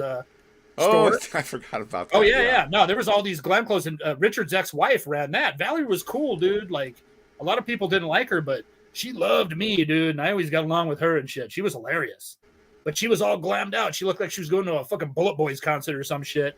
And but she ran the spandex fucking department, and the fucking lace and the leather and the studs and all that. And she sold the bullet belts too. Fucking they used to sell bullet belts. So anyways, a lot of the female employees that worked there fucking were half retarded, so Richard would fire them. So, the boyfriends would come in, fucking, "Hey, where's my fucking chick's paycheck?" and shit like that. Richard would grab his bat, "Get the fuck out of here, motherfucker." He'd chase them out of the fucking store with a baseball bat. Some of the funniest shit I've ever seen, dude. There's one time he actually fucking went at it. He actually got in a brawl with this dude. And, "Mikey, what are you?" I'm all watching in the back parking lot. Richard told him, "Go in the back. We're gonna fucking fight." And I'm back there watching. I was having Richard's back. Really, I wanted to make sure the other guy didn't have friends. Richard's all, "Mikey, what the fuck are you doing? Go back inside. I need someone to run the store." So I had to run back and stand by the fucking cashier and the phone. And I swear to God, fucking Black Winds from Blasphemy called right then and there. "Hey, what's up, fucking Jerry? What's up, brother? How's it going? Where's Richard?" And this fight's going. Back there beating somebody up, dude. Fuck. You know, Fucking awesome, dude. fucking Mark Swickers is calling, hey, what's up, dude? Hey, what's going on, Mark? How's it going? When I met Mark in beating the crap out 2007, of somebody. Hold on. fucking at Central Oil's Metal Fest, I was like, hey, Mark, man, I used to talk to you on the phone back in like 92, bro, for fucking Horror of the Zombies. He's like, oh, shit, that's you. That's Mikey. Oh, hey, what's up, bro? Oh, no shit, dude. Oh, yeah, dude. It was fucking Wow, great. wow. Yeah, That because fest Lori was Bravo, cool. Mark Sawickas, fucking Black Winds, all these fucking dudes, they're on the label Yeah. we're calling. Makes sense. Even Rich from Recipients of Death, he was fucking, he used to come to the store all the time, so he was local. Jim Durkin would come in there all the time. They were never on Wild Rags, but Jim was always in the store. Shopping or whatever. Oh, yeah. All the local bands were always in there bringing demos and shit like that. So, anyways, fucking, forgot what I was getting at with this fucking story now. We got fucking sidetracked. But yeah, that was my introduction to Finland in that sense. And I think that brings us to 1990. Yeah, we're going into So 1990. let's do some abhorrence. Oh, shit. Here we go. Right off the bat. Right off the bat. Ugh, it's going to be fucking brutal. All right, here we go.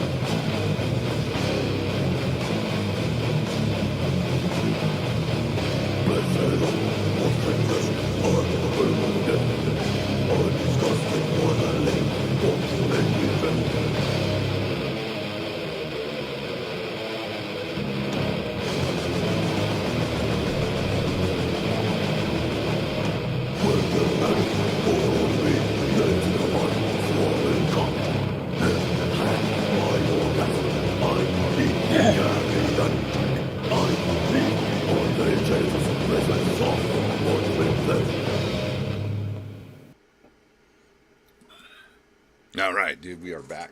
Yeah. Yeah, I'm about to body slam my internet, but sorry about that, everyone. But That's all right. that's the way it goes sometimes. Or let me put you Look solo at so that we can fucking see this shit. corpse. Look at that. Wow. Get the glare. There we go. Yeah, perfect. Vulgar neclarity. It was like I was always in my younger days. I could never pronounce it. Neclarity, whatever. It's fucking brutal. What up, Yeah, so Francisco? I that's fucking played this for you earlier, you fucker. You tuned in too late. yeah. But what's up, brother? Miss you, man. I think Francisco's on a road trip. I think that's Oh, okay. what's Yeah, I going saw him on. tune in here, but I know he likes this fucking heavy shits right here too. Oh, for sure. So, yeah. So, once Zeisma and fucking Funebre came along, fucking, the floodgates opened for You had a Putin whole new territory to look demigod into. and fucking, oh my god. Yeah, Roy's right. Fucking Abhorrence fucking broke the router, man. They're so I fucking couldn't heavy. handle it. This is too fucking heavy. Fucking classic shit. Finland was just like second to none when it came to those fucking eerie fucking breaks with that fucking. You are correct. Yeah, they had Holy a shit, certain it was like atmosphere in their the atmosphere. riffing You're right. and their The little evil, scales they would use and those scales. It was just like the bolt thrower on fucking steroids. Like, you could tell that Morbid Angel fucking dominated Sweden, but I think Realm of Chaos by Bolt Thrower dominated fucking Finland in that sense because, which Morbid Angel fucking obviously fucking dominated Scandinavia too, but yeah. I think what you're fucking a lot of the bands were like, well, Sweden, they're gonna go this route or whatever, fucking we're gonna go fucking this route, and so we could stand out a little bit in that sense, and took a little bit of different. Just fucking doomy, dreary fucking passages, where it's just like, fuck. Like horror movie soundtracks almost, Very fucking crushing, though, still, Yeah, you're hitting the nail right on the coffin, dude, with eerie. Just like very depressive and not Depressive. ass, suicidal black metal dress, this No, is no. like a real A different evil, way. Yeah, this Yeah. is really fucking. No, nothing against black metal because black metal had a lot of atmosphere too, but this is a totally different thing. It was like Yeah. encompassing fucking crushing heaviness it was on your back and it was fucking taking your breath and like just you can't fucking breathe, man. It was like, what the fuck? And it's almost like what Abhorrence, and even the first Amorphous demo and the fucking what is that? The Privilege of Evil fucking That fucking EP rules, or whatever. Yeah. Fucking when they were really heavy. Because I like that Carillion Isthmus album too, and I never got into the Thousand Lakes album myself. I know a lot of people love that, but I couldn't get into it. But Amorphous was fucking heavy, dude. That first It's hard demo, too when you had Privilege of Evil, so fucking unbelievably fucking Yeah, crushing. That was supposed to be a split with Incantation too. Yeah, I remember John telling that story, Yep. dude. Isn't that crazy? Supposed to be a Imagine that supposed to be fucking a- split. fucking split, man. Hey, Roy, if you're listening, was that what you eventually put out? What was supposed to be that split? Yeah, I maybe know. Roy did. I think Roy did release that part of it. I mean, that wasn't either both recordings fucking rule, but that had been the split. Oh, yeah. shit, dude. No, unbelievably crushing. I mean, I think that Onward to Golgotha was fucking unique in that sense. I don't know if Incantation ever captured that specific sound or if they could have prior to that. It was almost like I talked to John about it when Gravehill was on the label, with Ibex Moon, and we played Jersey Death Fest. I hung out with John. It was like catching up with John and Will Romer. I was like, dude, these are old pen pals. I got to fucking catch up with these guys. And I was just fucking picking their brain about a lot of stuff. Oh, okay. Yeah, Yeah. cremation. Yeah, that makes sense. Yeah, that shit's so fucking heavy too, man. Yeah, for sure, man. It was just like unbelievable. See, a lot of people like the Blasphemous Creation fucking release as their favorite. And it's definitely one of mine too. It's like Onward, the second album, whatever the fuck that was called with Pillard, the Incan Mortal Throne. Is that the second one? Mortal Throne of Nazareth. I mean, dude, Incan puts out so much shit. I lost track, but it was like fucking Onward, Mortal Throne, and that Blasphemous Creation fucking release that was supposed to be the split. Those are my favorites. Fucking bitch. Those are my fucking favorites, dude. Speaking of McEntee too, it kind of fucking coincides with where I'm getting at. with this shit. This also fucking Francisco will be fucking down with this shit. Let me put your solo real quick. The first fucking Profanatica fucking release. I'll leave it up because I think you're cutting out. You got it?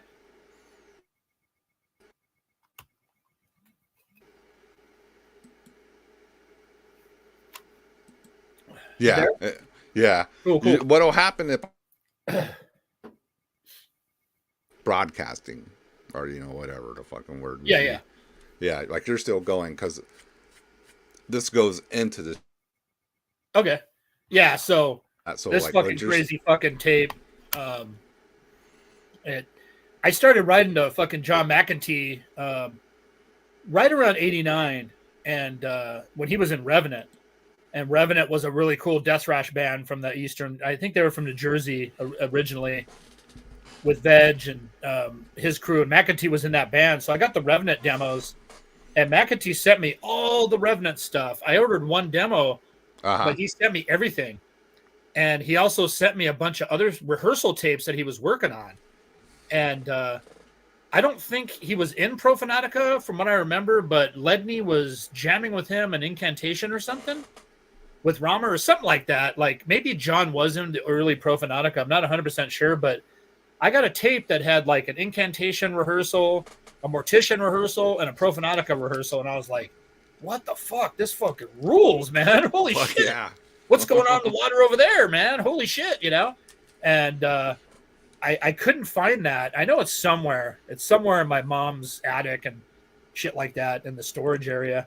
But sick rehearsal comp right there, dude. Dude. You want to talk about that? I should fucking put that out and bootleg it, dude. I'd fucking be rich. Yeah, you probably would be.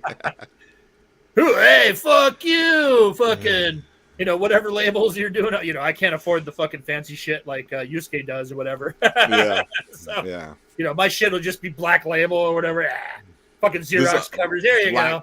Black cover. I'm selling it for $30. Fuck you, motherfuckers. The sickest three-way rehearsal out there. Yeah, and it's recorded off of fucking Ghetto Blaster and shit. Fucking sounds like shit. But there you go. Yeah, fucking. So John. Oh yeah, there we go. Yep. Yeah. See, Roy knows what's up, man. I know Roy's gonna be the. We're writing the book and the novel, and Roy's gonna be the fucking editor and shit. The fact checker. But yeah, Roy knows a lot about all this stuff, man.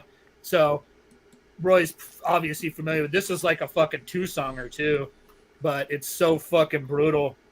And I actually got this one when Necrophile played here for the. They just happened to be in town. They played the Waters Club, which is like a legendary place where like Autopsy and Entity and Demolition, Sadistic Intent, Malevolent Creation, and Devastation, Texas played here. Or played there. The Waters Club is in San Pedro. Okay. It's fucking crazy ass fucking port town over in basically southwest Los Angeles, right by the ocean. And but it's a rough area, man. Like it's rougher than Long Beach actually in a lot of ways. Oh no shit. But, it's fucking cool, man. The fucking Waters Club down there was fucking great. And I got this off of the legendary fucking thief fucking Rafael Rivera, who was a bootlegger and fucking like ripping a bunch of people off and shit over the years. Yeah. But it was at the Necrophile Sadistic Intent show that at the Waters Club, and that's when we met Necrophile and Takashi and everybody. What's up, Takashi? I know Takashi's not watching or listening, but he's the shit. He's in Anatomia now, and he was in Transgressor and shit like that. But Takashi is a Japanese legend and death metal. Anatomia rules. We did a split with them. Ruin did. But I got this off of Raphael, and it was like, I think it was like this and the Atomic Aggressor demo, which I couldn't find that. And it was these weird fucking covers or these weird cases that he used to use. I don't know. He must have got them from Mexico or something. Really fucking strange. I don't know if you can see it. It's just a bizarre fucking. Let me put you solo. We'll see it a little better. Yeah, it's like you see the line right there or whatever. Just a weird fucking thing that he did. Every tape he had was just this weird holder. Probably on discount somehow. Probably see that fucking. I don't know if anybody's ever seen something like that. I never seen anything like it. And then it's upside down. It's just fucking weird. But it's the fucking 2-songer, and It's fucking incredible, man. Fucking Profanatica at their finest, man. Fucking busted out. Yeah, man, let's fucking jam some Pro Fanatica. Raping of Ages.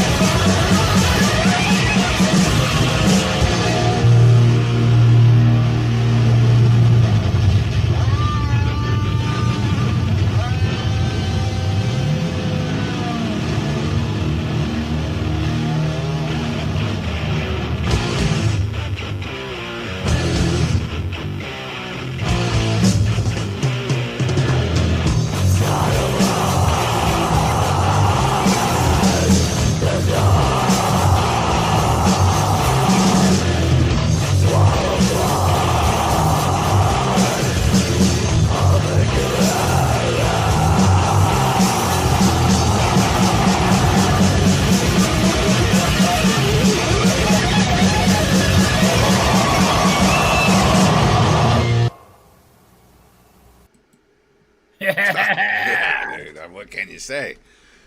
Fucking brutal, man. That, you know, like I said, it was almost like when I first heard Profanatica, it was just I was drawn to that band in some weird way over some of the other stuff that John sent me, and it was like, holy shit! But there was so much going on. Yeah, for Eventually, sure. you know, John started sending me addresses of people to write to, like Ross and Bob from Immolation. It was always like, write to both of those guys, which I did. He's like, oh, they're both so fucking cool. Which, as to this day, we know that Ross and Bob are among the absolute most fucking down to earth, fucking cool motherfuckers in even just the metal world in general, let alone the underground. You know what I mean? It's just Facts. Yeah. totally fucking just. They remember your name, and every time you, hey, oh yeah, it might take a couple minutes, you know, because I don't think those guys party all that much. So they're like, oh yeah, No, oh, yeah. Hey, how you doing? They got their shit together. Like I Hey, didn't know man, them. you remember me? I didn't know them too well, right? And I think maybe Thornspawn played with them once, right? And Right. and They they were remember. cool. They supported, yeah. And check Yeah. this out. I'm at no, yeah, Milwaukee Metal Fest, maybe like in 2001 or something like that. I'm standing outside the hotel, and Ross comes walking by. He looks at me, and goes, "Hey, you're that dude from Texas. We did a show with you guys, right? What was Thornspawn?" And I was like, "Fuck, Nice. this dude fucking remembers, man." And I was like, "Yeah, that's me, dude." We talked a No, little bit. the best is when well, you know, you guys dropped off. Cardiac and Gravehill continued on the 2010 tour in the summer, and we ended up in New York City, and we played a basement of this fucking crazy bar in fucking Manhattan, right in Chinatown.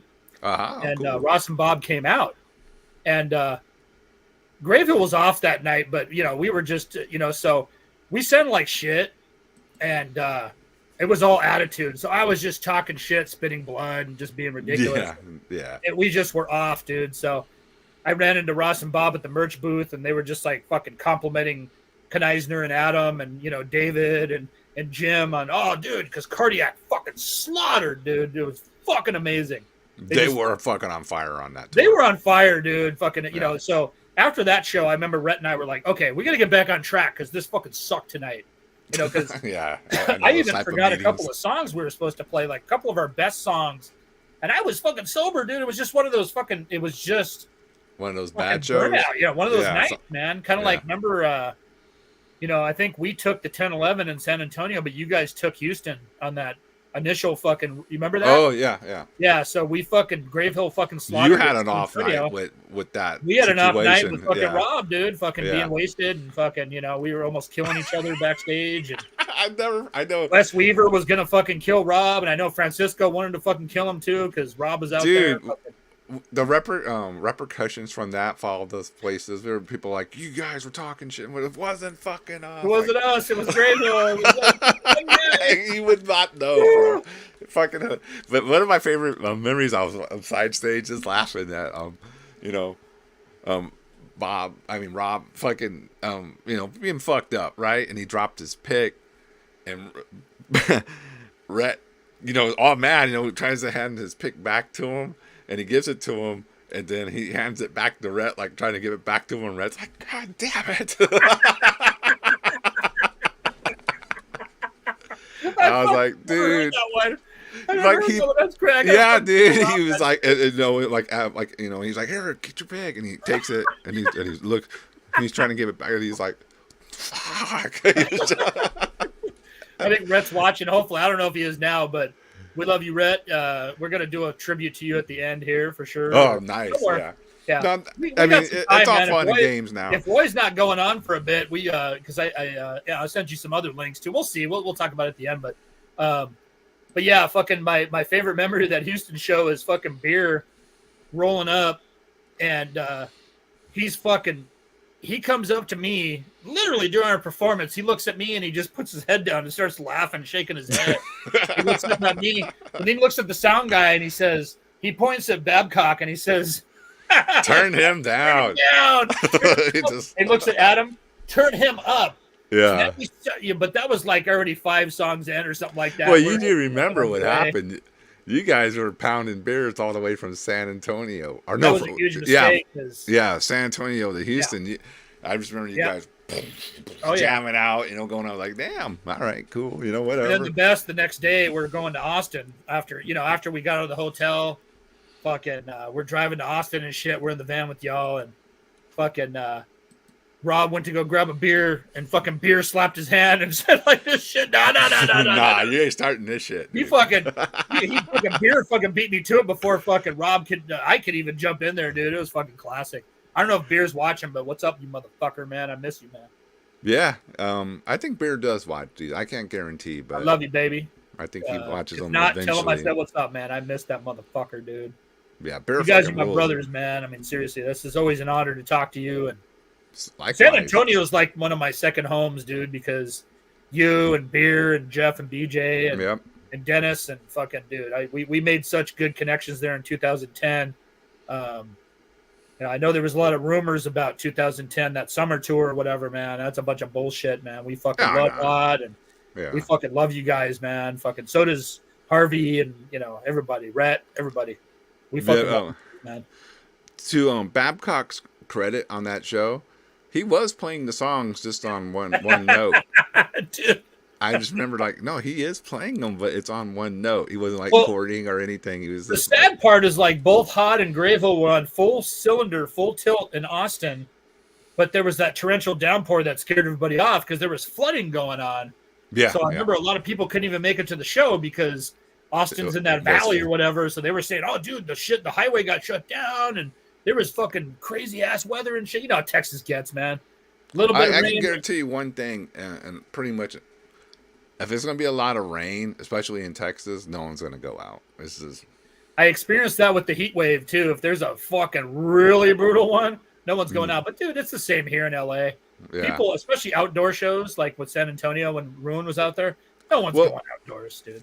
That kind of sucks because it doesn't usually get that hot that soon. So Listen, that was, man, but it does now. But dude, when it's really hot, when the sun goes down, I love it. I love summer nights because you can barbecue, drink beers, and fucking everything's fucking great.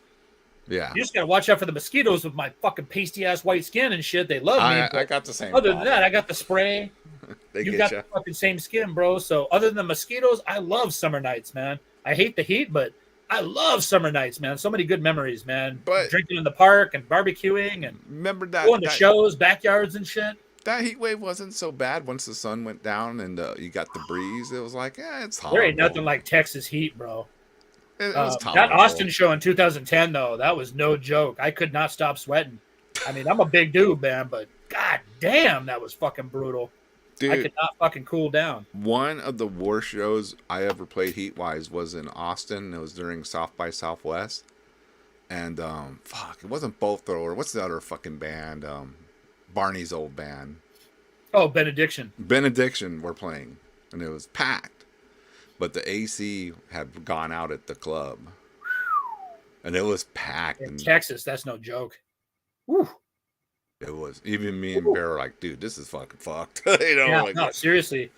Fucked. I know Rhett said there was something like that out there when Grayville played in 2015 or something like that. One of the shows, it might have been San Antonio, maybe it was Houston, but it was just hot as all fuck, dude. Yeah. Texas heat is brutal, dude. Well, yeah, because we get the fucking heat with the humidity. Yep. And that's what really fucks you up, even though sometimes at night it doesn't come we live in the desert, so, we got that fucking, it's a dry heat, which is bullshit, but it is better than the humidity for sure. But, that's enough talk. All right. Are we ready? And my fucking computer is working with me, but Are you motherfuckers ready for some fucking dark heaviness or what? Unleashed? Unleashed? Okay. The Utter Dark. Johnny's next band after Nihilist. Oh. Let me know. Johnny Hedges.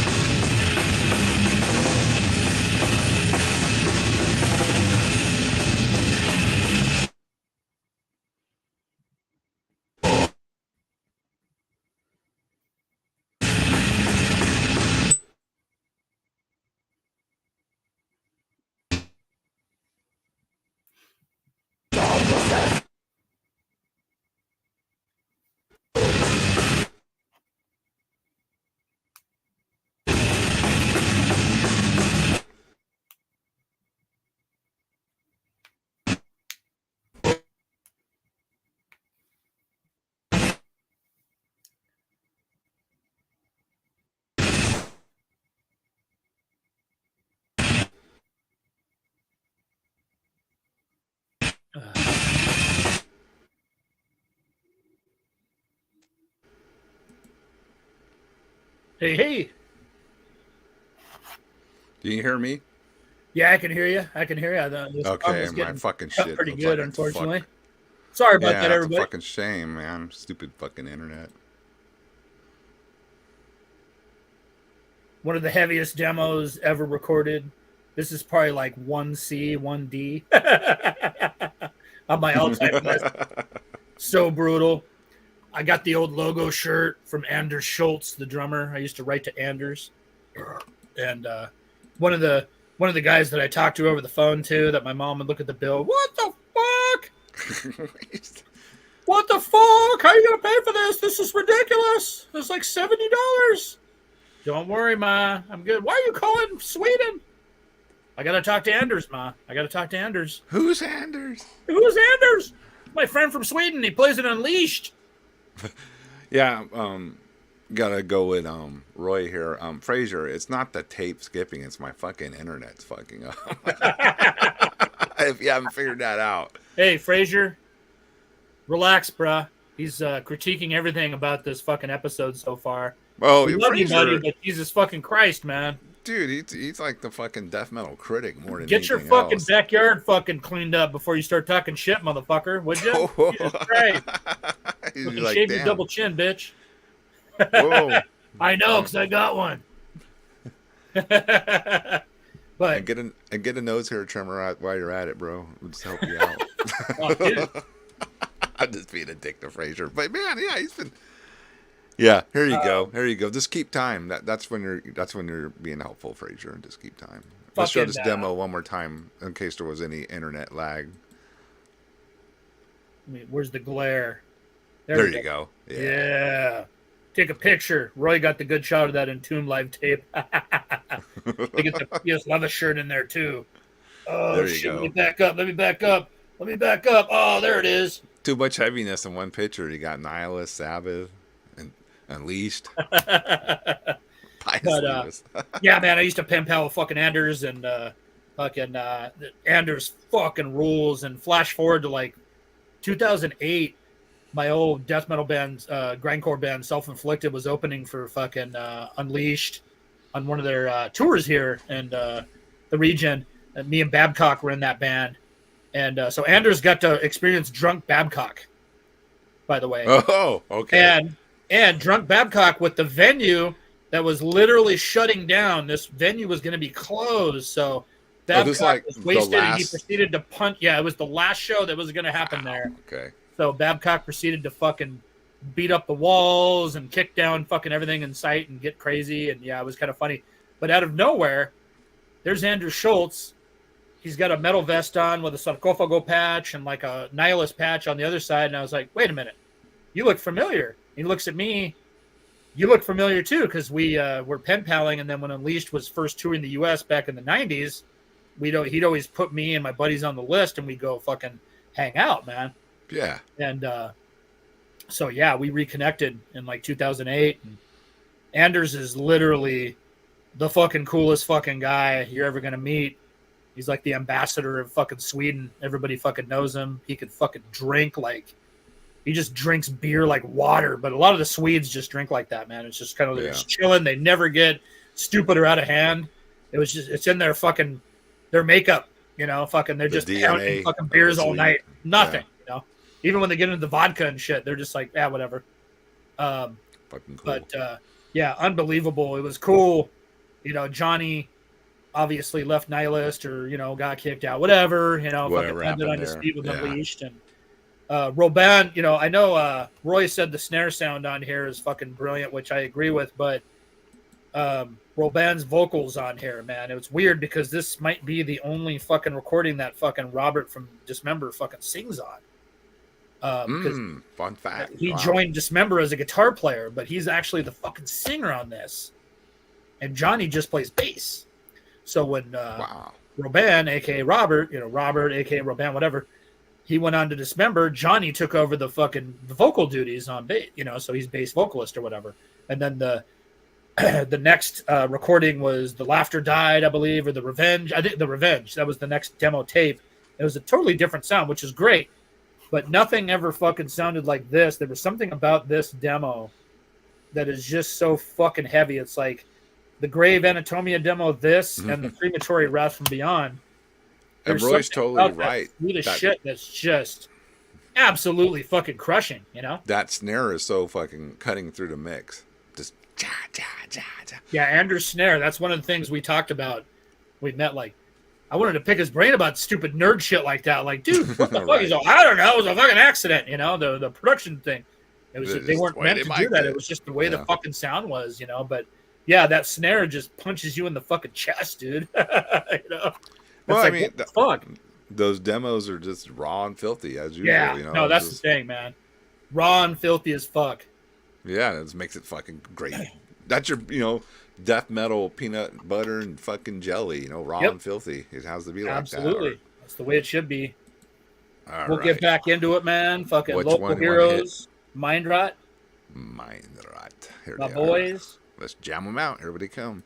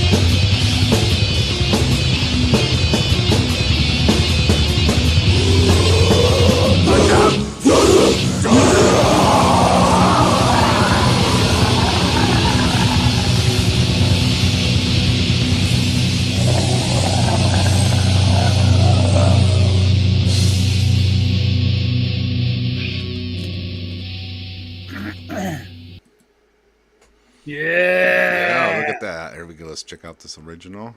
The godfathers of fucking Orange County fucking death metal right here. Later relapse superheroes of atmospheric gothic metal or whatever. Crazy how things change. Yeah, man. You know, hey, Yeah, I know. It fucking happened. us down here in the OC behind the curtain, we listen to everything. So these cats fucking, you know, they changed the game up a little bit, fucking changed the style up. But that's all fucking. This band fucking, it was kind of crazy. Like, I ran into them. They opened for Nazi in New York at this fucking crust fucking punk club in like fucking South LA. And so I don't know if people know who Nazi in New York is, but they're fucking great. The Extinction LP fucking rules. So like a metal punk band from the fucking 80s and early 90s. And What's up, Mike? I mean, Mark. I did it oh, again. I always Mark, what's call him up, fucking brother? his Fuck brother. yeah, dude. Fucking, I What's haven't up, talked to Mark? Mark in a minute, man. What's up, Mark? Fucking the legend. I fucking still is very honored to do the forward in one of his books, one of his many books, because he's a world-renowned author now, among other I didn't know fucking. you did the forward. Really? Oh yeah, dude. Fucking awesome, I have to Bond. bust that up during a break. I'll go find it. I'll fucking show the Yeah. picture and everything. Fuck Yeah, Mark and I were fucking in close contact at that time, and he was doing a lot of the Gravehill stuff. But I knew his brother, Mike. yeah, dude, the twins. you Yeah, know? I was. So every time I always say Mike. For now, God damn it, I did it again, Mark. I did. I actually worked for M&Ms. Mike. Mike was running Metal Maniacs for a bit, so Yeah. I was working for Mike for a bit. Mike's great, man. I didn't know that. Fuck. It's fucking- Yeah, I was working. I was doing one of the main columns on Metal Maniacs for a while in the early 2010s. I did a bunch of shit actually. It's pretty cool. Just reviewing, you guys know me, man. You know me. It was Yeah. just all death metal and grindcore and good black metal and good punk and good hardcore and power violence, everything, So Checking out it was the just good shit. Good shit. Yeah. Back to Mindrut. My boy Dan, he was in Ruin for a bit. I had to scoop him up because he's the one that wrote. He wrote the riffs on this demo and the fucking for the main thing. You know, he was the main songwriter, so I fucking was always fucking idolized that motherfucker. And when I formed Ruin, he was one of the first people that I would reform Ruin basically in 2015. Dan was one of the first motherfuckers that I hit up just because he's so fucking heavy duty with the riffs and mainly the mind rot, early mind rot stuff. I was like, yeah, bro, I need you to channel fucking early mind rot. And he's like, okay, cool. And we were tight enough where he agreed, and he was in the band for quite a while, man, up until 2019. And you know, he wanted to focus on fucking getting drunk and fucking playing with his other band, Destroy Judas. So he stepped down, and so we got Babcock. You know, it was natural. Like, Babs, he's available because he ain't doing shit right now, and he was playing bass for Gravehill, but he had just left, and it was kind of perfect, you know. And Dan was laughing, dude, it's perfect. You know, he's probably a better fit, and this and that. And we're all buddies, dude. You know, so it's cool. We're all fucking family. That's great. Yeah. Dude, it was all good, you know. It was Bob's a natural, no hard feelings or any bullshit like that. It was natural like, fit in the band, at least to my knowledge. Dan just didn't. He wasn't down anymore, and fuck, and, you know, we're all getting old, dude. It was like, I don't got time. I want to focus on my own band. Babs had time, so it was like kind of fucking boop, and just plugged them in and fucking kept rolling. Yeah, dude, it was like literally, you know. And then I think Rob just fit in like a glove, obviously, because fucking him and I are the Toxic Twins, and but the Mind Rot demo was fucking monumental for us in Southern Cali because we didn't have a band like that at the time. And when they literally, I mean, if you think about it, we're at this fucking Nausea show, and it's all pretty much punk rock bands. Mind Rot sounded like that, okay, at a fucking punk rock show. Yeah. So just imagine that in a small space. They sound like fucking Nihilist and Bolt Thrower and shit. Yeah. Okay? Let that sink in for a fucking second. At a punk rock show. At a punk rock show.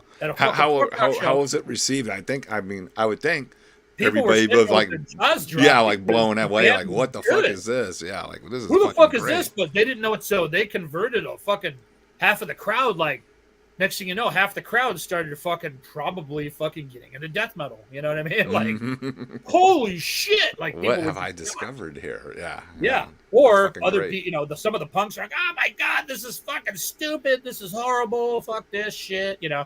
Funny. Some of them, yeah, for sure. Oh yeah. But, you know, me and my buddies were like, fuck yeah. You know, this is crazy. Killer. So that was like kind of like the local heroes. Like, they were the local heroes of Orange County at that point, because once I started talking to them and shit, meeting Dan and Mouse and Matt Fisher and Adrian and Al Higdon, the original drummer, fucking, it was cool, man. We became fast friends, and I realized, I guess we could skip to the next band. I had it kind of arranged or whatever, but, you know, this kind of ties in the concept of what I'm talking about. Sure, because man. Which one? In Orange County, California, we had... you could cue the Morjon up, actually, because we'll play that next. In Orange County, California, we had a place called Sureguard Studios in Santa Ana, which is off the 5 freeway. So, you know, the 5 freeway fucking kinds of the main artery between Canada and San Diego, right? So it runs between fucking Washington, Oregon, and California. And it basically runs through all the main cities, right?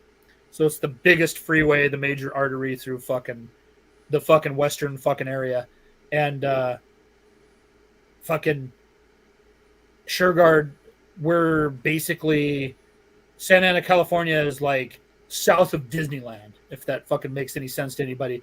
But it's like this, it does to me because it helps me kind of so a lot of tourists, you know, you guys have all been out to California, whatever. It's huge, right? It's all spread out. Yeah. But it's like I'm trying to think of like trying to get a geographical you know, location we can get our mind wrapped around. For sure, man. Everybody's been to Vegas. Everybody's been to LA. Everybody's pretty much been to Disneyland. So it's like, yeah, you know, it's like basically fucking that area, whatever. But Santa Ana's a little further south down the 5, and it's hood as fuck. And there's a storage facility down there called Sureguard. So they had the storage facilities with the big metal doors and all that kind of stuff. I see. I remember, we had those here. Sure. So they let bands practice there. So pretty much did at one point too. Yeah. Mind Rot, Morjon, Phobia, Dystopia, Carcinogen, Gasp, fucking Dead America, every fucking band, and a bunch of side fucking projects and fucking everything you can ever imagine. Even Sadistic Intent came down there one time and jammed in a room just to fucking get ready for their show at the Jim Barnes place, the Jim Barnes studio, that the Death Cave it was called. He used to produce all the fucking bands. He even did a Deceased album. Relapse fucking flew out King and everybody, and they did a Deceased album out there, fucking at Jim Barnes. Wow. And it was fucking, Jim was definitely fucking one of the producers that Relapse was using for a while. But so everybody was jamming there, and everybody used to share rooms and shit. Like Mind Rat and Morjon had the big room, and Carcinogen had a room, Phobia, Dystopia. So and any given night you could just show up to Sureguard Studios and just fucking jump around and fucking see everybody practice and shit like that. The main room was fucking Mind Rat and Morjon because they were definitely the best two bands. They were the fucking the two best bands of that fucking era of that whole crew or whatever. Gotcha. Yeah. The heaviest, the most talented in that sense. The other bands are great, don't get me wrong, but me personally, those are the best two bands. So I always tried to find out what was going on with their practice schedules, go down there and fucking hang out with them and shit.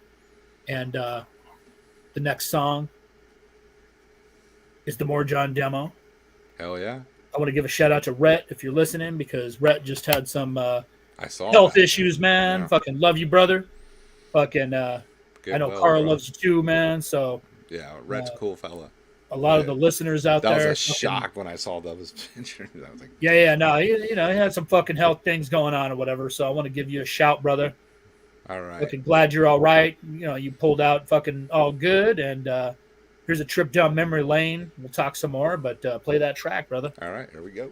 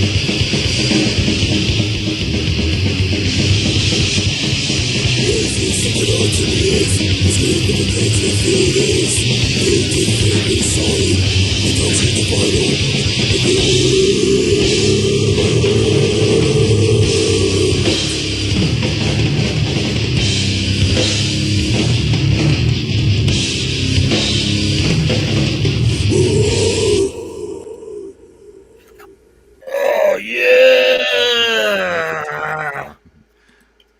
There, take a picture of that. Nice. Take a fucking screenshot. Oh, hold on. There we go. Let me even them out. There we go. There you Take go. a fucking screenshot. Wait, let me get the P.S. Levis in there too. Yeah. There we go. Fucking Orange County's fucking finest. I'm not too familiar with them, so with the chat as well. So that was a fucking cool little. That's Baby Red on drums right there, bro. How old was he around then? He was fucking 19 or some he had to shit. be a Fucking, kid. I don't know if Rhett's in on the chat, but Rhett was a baby. He had his hair, but it was all poofy and shit. Just kind of getting out there, not totally long. Getting and all out that there, shit. fucking getting at it, fucking doing his jazz percussion fucking skills from high school and shit. Yeah. Fucking cool though. Yeah. Shout out to fucking Jeremy. I don't know if fucking he's listening. I hit him up. Fucking that morose motherfucker. I love him. Fucking huge influence on my fucking shit with Ruin, and one of my favorite fucking death metal vocalists ever. He's so listen to that shit. He's fucking brutal. So guttural.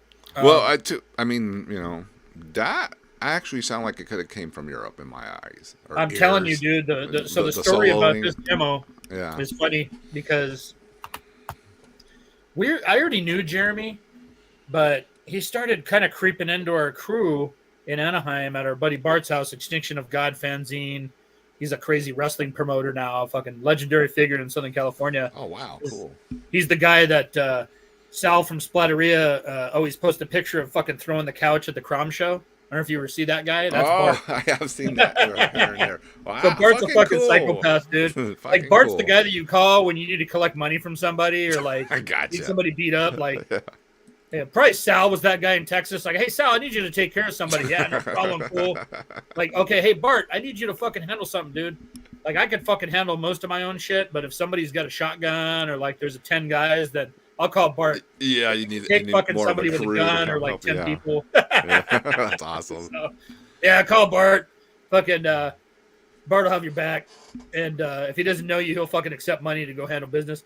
But nice. Bart's house is like the hub of like activity with the fucking the partying and the tape trading and the fucking metal shit, right? So Jeremy was a local Anaheim fucking dude, and he showed up one day and, hey, what's up, man? And this and that, introduced himself and this and that, and I had seen Morjon. I was like fucking blown away, and but it was early. It was one of the early gigs. Okay. And then he introduced himself like, yeah, I was in the band Morjon. Oh yeah, I seen the fucking show.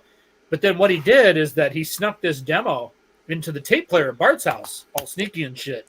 Oh, Creepy. okay. And amongst all the, the usual Morbid Angel, Sepultura, fucking Creator, fucking Napalm Death, The party jams of the era. Party Jams, Carcass, everything's Yeah. going on, right? Morgoth, fucking Death, the usual around that time of the 90s. Yeah. And next thing you know, so he puts in the Rabid Decay demo. And then, but he was very fucking meticulous how he did it and sneaky. We're all like, what the fuck? And next thing you know, fucking he's sitting there in the bed all stoned, all fucking like got a smile on his face because we're just all getting into it. Like, Holy shit. What is and then this? finally fucking Bart was like, wait a minute, what is this? And then fucking Jeremy's like, oh, this is the Morjon demo. This is my band. And I was like, looking at him like, oh, fuck, dude. This is like, slick. This ain't no fucking like generic fucking local bullshit, dude. Like fucking, somebody opening for fucking Morbid Angel or, some fucking whack ass fucking local fucking gig. Yeah, I hear you. This fucking shit. It's up Like there. you said, this sounds like it came out of Sweden or some shit. Yeah, Like, exactly. oh, fuck. They had the Fucking- guitar sound down and everything. They had the heavy metal pedals, turned to fucking everything fucking all the way up, cranked it, fucking every fucking shit. And I was like, what the fuck, dude? This is fucking excellent. And his vocals were heavy, and he was like, yeah. Well, oh, shucks. That type of playing shit. it cool after he knew he was going to blow everybody away when he For sneaked sure, in. man. Well, Nice. I mean, Yeah, I'm you sure gotta do he it. knew, man. I mean, how do you not know that Yeah, shit's badass, For right? sure. Yeah. And it was like Mind Rot was a little bit different because they were fucking pulverizing live, and that demo was great. But Richard C saw the fucking value in both of those fucking tapes because he put out both of these motherfuckers on Watt Rags, man.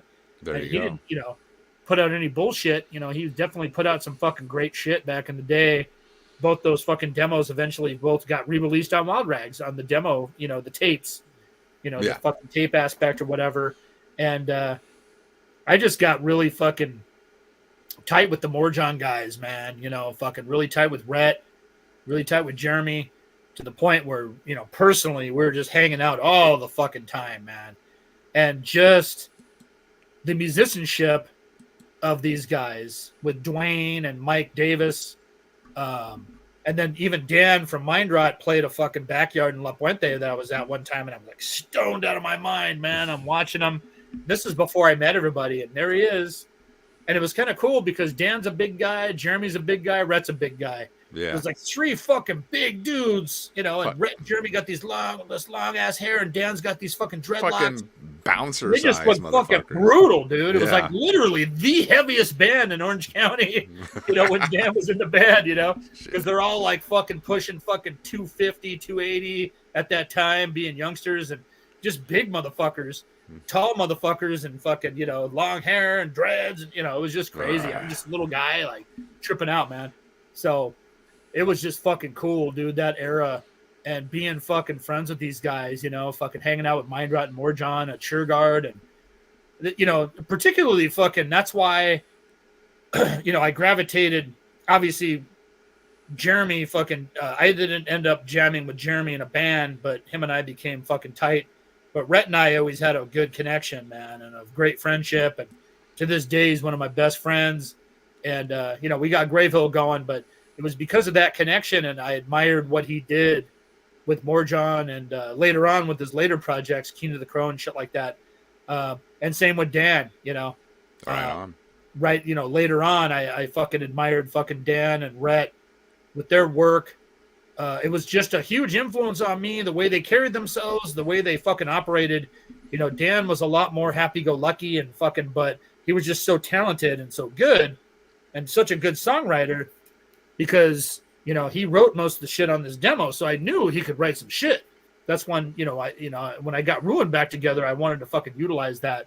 And then with Gravehill, with Rhett, he was so, obviously this, man. He's so driven, and everything about him is fucking just full force. Such a great drummer. And Gonna make it I learned a happen. lot from these guys, and I learned a lot from Rhett, especially being in a band with them, bouncing information off each other. And I wouldn't be here talking to you without these two cats, so Yeah, because I mean, sometimes you have the mentors in the scene, right? Who kind of mentored the younger kids and like absolutely, show them the man. ropes, And we were peers, but these guys are a little bit older than me. So Rhett and Dan were a little bit older than me, but even Mouse and Adrian and Matt Uh-huh. Fisher, rest in peace, Matt Fisher, the bass player of Mindrot. He passed away during the Okay. COVID shit and shit like it was fucking. It sucked, man. He went through hell with his situation or whatever.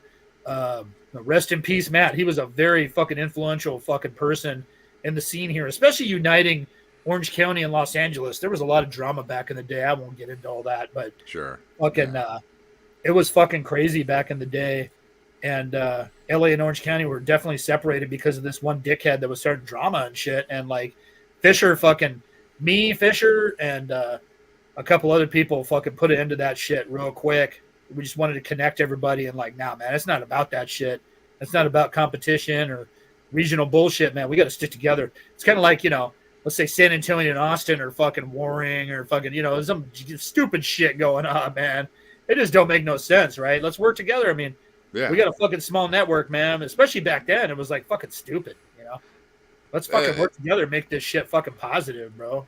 Yeah, the You know? thing, San Antonio, Austin is, I wouldn't say like warring, because it's not like I was that. just saying, But no, but if that happened, what I'm gonna say, what we have here is San Antonio thinks Austin snuck up, and Austin thinks San Antonio are a bunch of heathens. So that's where the friction comes in. But it's probably Well, true. No, I'm just kidding. Austin is like California, Texas now. Obviously that's the joke, Yeah. right? Yeah. So They're taking all their recruits from California up in everybody, Austin. dude, don't fucking. My brother lives in Nevada now. I got friends in Oregon. I got friends in Washington. I got friends in Arizona. I got friends in Texas, New Mexico. Everybody hates Californians, man. So I'm all, wait a minute. What if I want to fucking move there? No, you're cool. You're cool. Hey, It's the state of I'm an California, bro. exception. It's I'm an good. exception, apparently. That's funny. But yeah, It's just funny how everybody. It's all stereotypes anyway. That Oh yeah, everybody dude. falls into and laughs at. But Well, no, dude, what? that's the funny thing is like people, real quick, people rag on Texas and California and shit. I'm all, dude, you guys have no idea, man. Texas fucking rules. And people are so nice down there, and I have such great friends down there that just take care of me. You have no fucking clue. And then I go to Jeff and BJ take us to Big Bib, and those folks behind the counter were just fawning over us and just offering free this and beers and this and that. Yeah, And, that's that southern unbelievable, dude. hospitality, It's that especially if they take Texas a liking to you. hospitality, dude. Every time I come to Texas, it's so badass. But then, you go to Walmart and it's like fucking 5 stadiums huge, and they have assault rifles there, and fucking you can buy AK-47 bullets and shit like that. I But just crack okay, up. let me speak of this. When Hodden went out to California, Sherman from Insecticide fucking took care of us like we were like his brother. That's it. That's I it. mean, so it's really boiling down to underground people knowing how to treat their underground family. And let me tell you this, man. A lot of that was like Rhett and I just, we did the best that we could to network, and we tried to fucking make the best tour possible. We tried to make the best experience for y'all. You know what I mean? Just like you guys did for us. We went out there in February. In July, we tried to do the same thing out here, and sometimes shit doesn't work. But Sherman's a fucking great example of like fucking just an OG dude. He's just fucking. He's a legend out here, and he should be, because just like Caton, awesome. Sherman, Caton, Dale Henderson from Beowulf, and like there's certain cats that have just been around forever that are just so down to earth and so chill. But it's like one of those things, man. I mean, it's all about fucking taking care of fucking fellow human beings, especially with this small fucking universe that we fucking exist in. With playing music and like doing this fucking shit. There's no money really involved in any of this shit. Never, dude. If anything, you're gonna fucking lose money. You're gonna lose relationships. Fucking wives and girlfriends are gonna be like, you know what, fuck you. And tired friends of are gonna be like, oh, you can't come to my fucking party. No, I gotta go play a show or I gotta go to practice, bro. And they don't understand that shit. Nobody understands it except for just other people in bands. Other assholes like us that fucking do this shit. I get crap from people I work with. Oh, you're not gonna come to my wedding, right? Because you got a show, and I'm like, actually, I do. Sorry. Actually, I don't have a show, but I just don't want to come to your wedding. Well, No. that's true.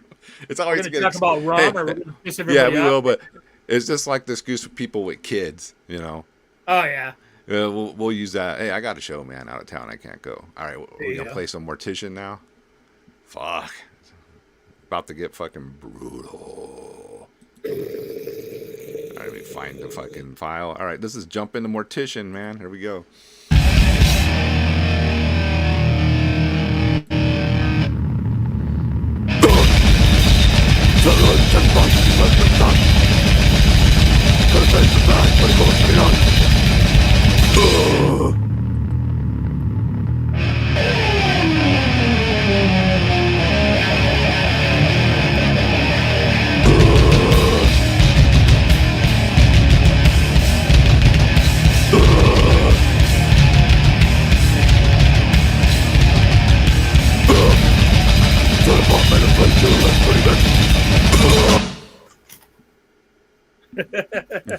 That's a quick one.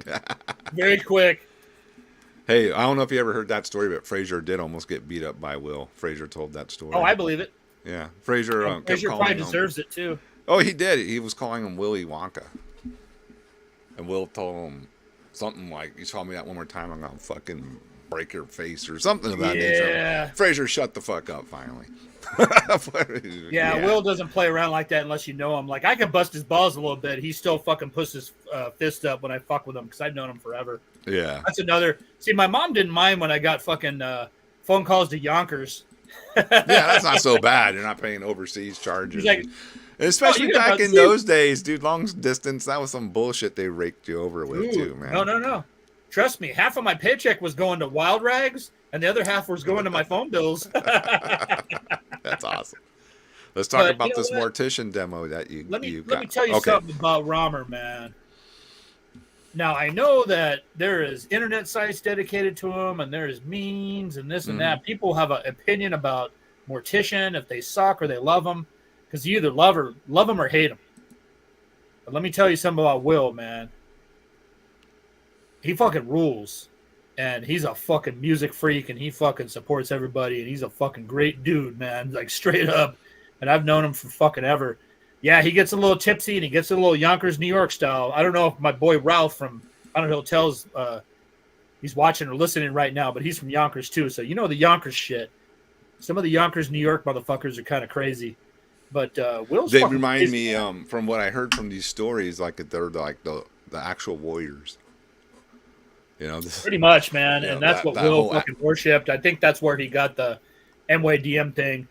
But makes sense, no, yeah. I agree. Will's a class act. I mean, to give you an example, like I ordered Roger and Will were posting a bunch of re-releases on Digipack CDs of a lot of the Mortician stuff, and I ordered that shit. I was like, oh yeah, dude, I need that for my car. So I love that shit. Like, oh, the Mortician stuff. And dude, I got that shit in like 3 days. And it was straight 3 from Walmart. days. Dude, he fucking packaged that shit and fucking sent it off. And I fucking sent him a fucking Facebook message. I was like, Will, still the best service in the underground. He always has been. Every time I order from fucking Will, or Roger for that matter, because I do the ruin flags through Roger too. Roy hooked that up. Thank you, Roy. It's phenomenal fucking service, dude. Those guys know what's up, and they just do fucking great work. And Will is just all about the fucking underground in that sense. And he's always been a fucking underground freak, you know, when it comes down. He just likes the heavy shit, man. But yeah, fuck yeah, Roy. Appreciate it, brother. Will's just fucking, you know, it's one of those things, man. He just fucking gets the same music that I do. He has the same outlook on as far as like brutality and production and sickness and shit like that. And I think that's why we got along.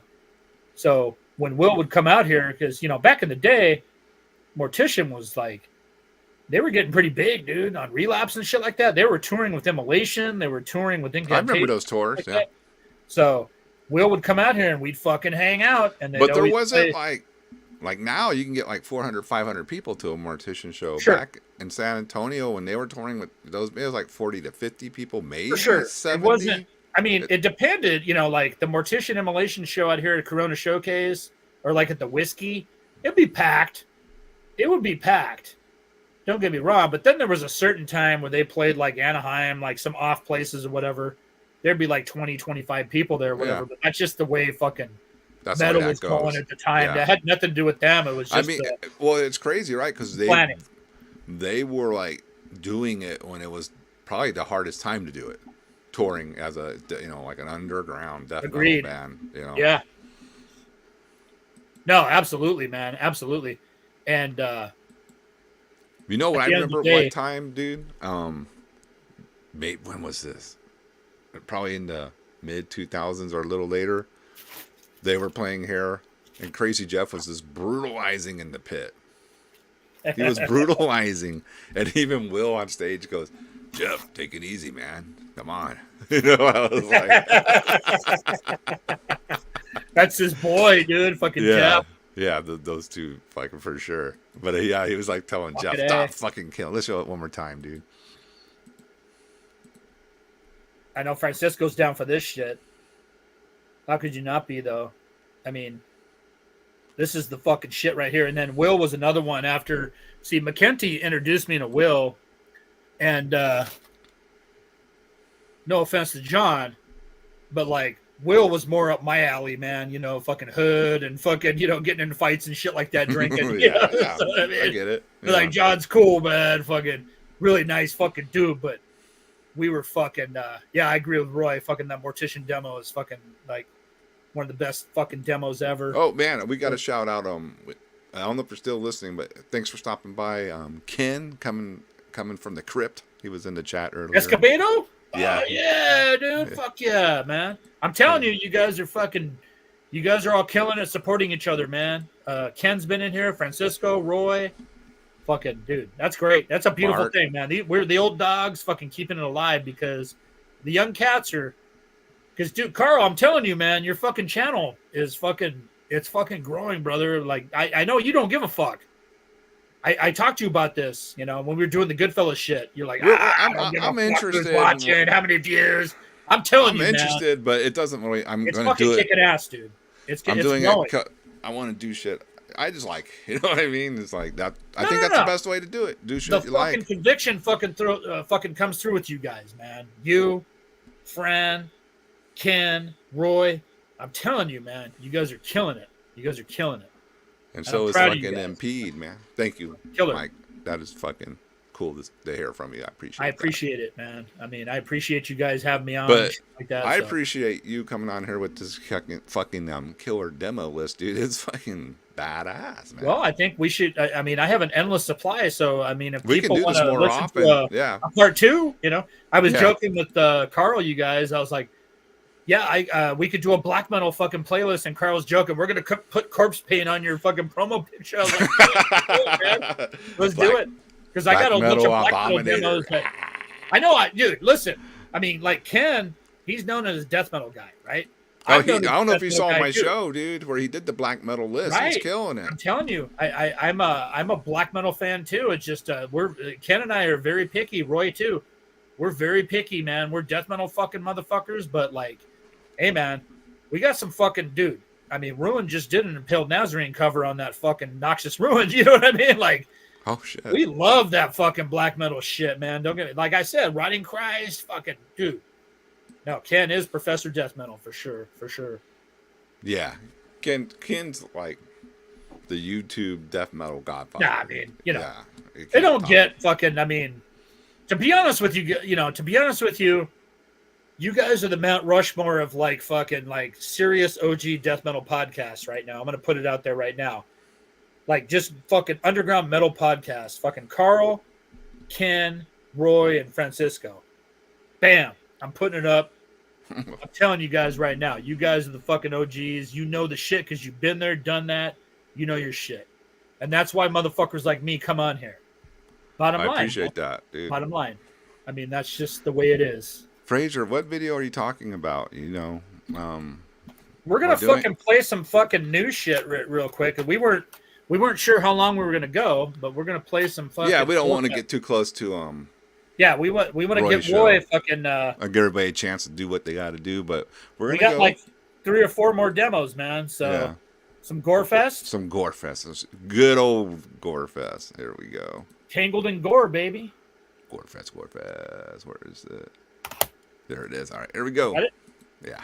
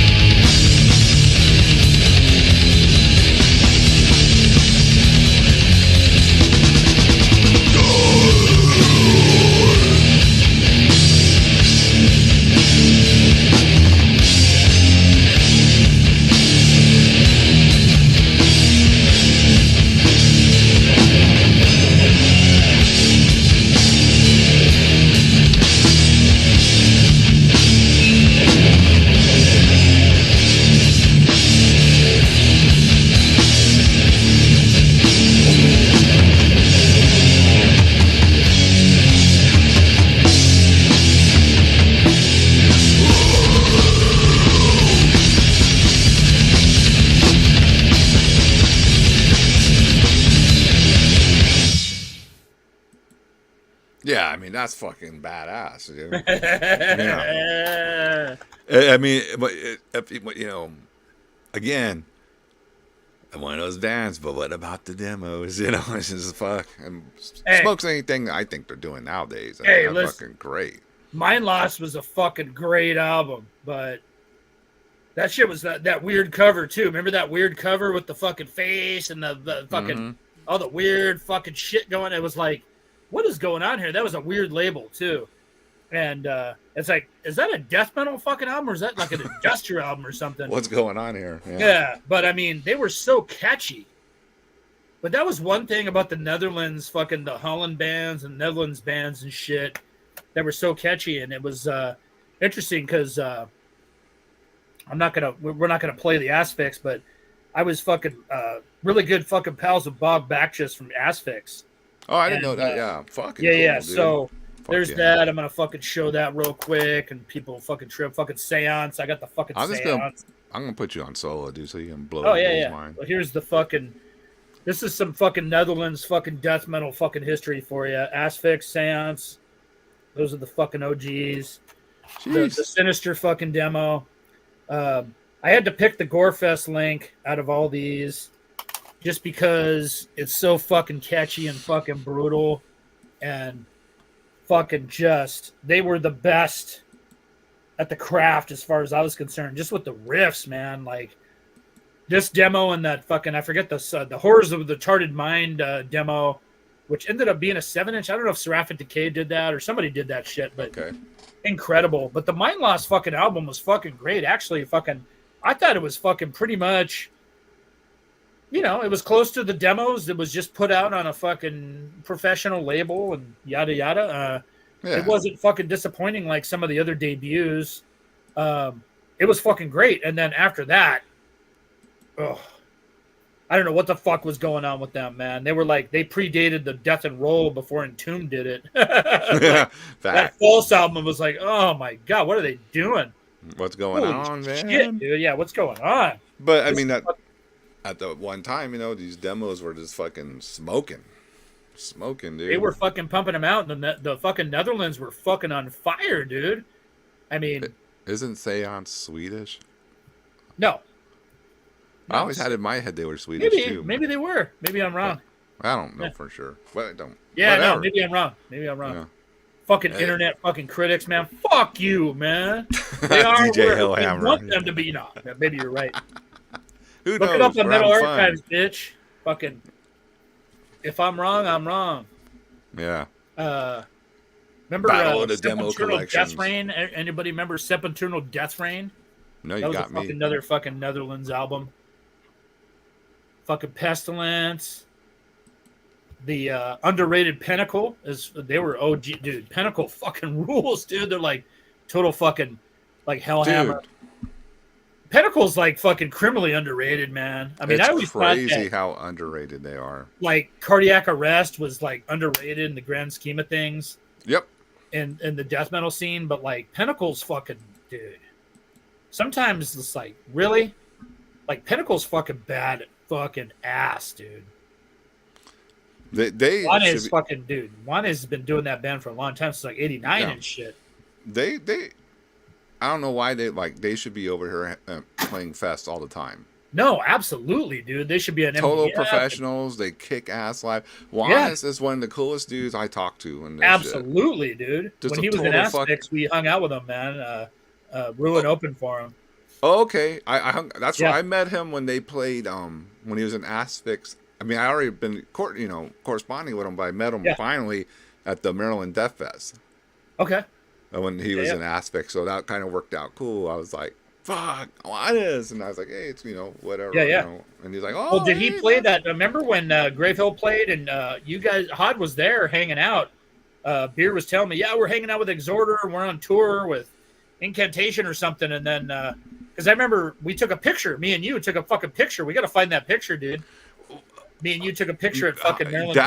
I think that's when we did the Hail of Bullets played. I think Juanes was in the Hail of Bullets band. Was he? Okay. I think so. Yeah, I think so. Hod, when we went to Milwaukee, we went there to pick up.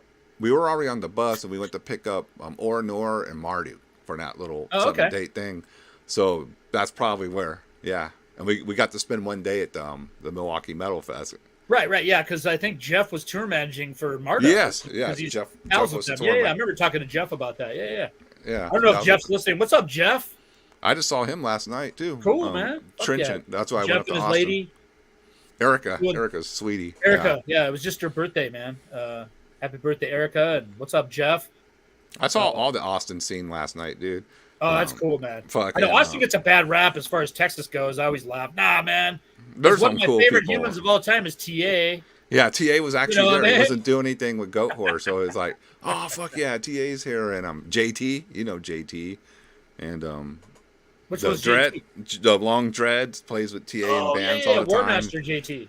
Yes, War Yeah, yeah. Master JT. Yeah, yeah. He was there, and all the people that I love in Austin were at that show. So The I was Austin OGs, man, you gotta love them. Haley, she's been there a while.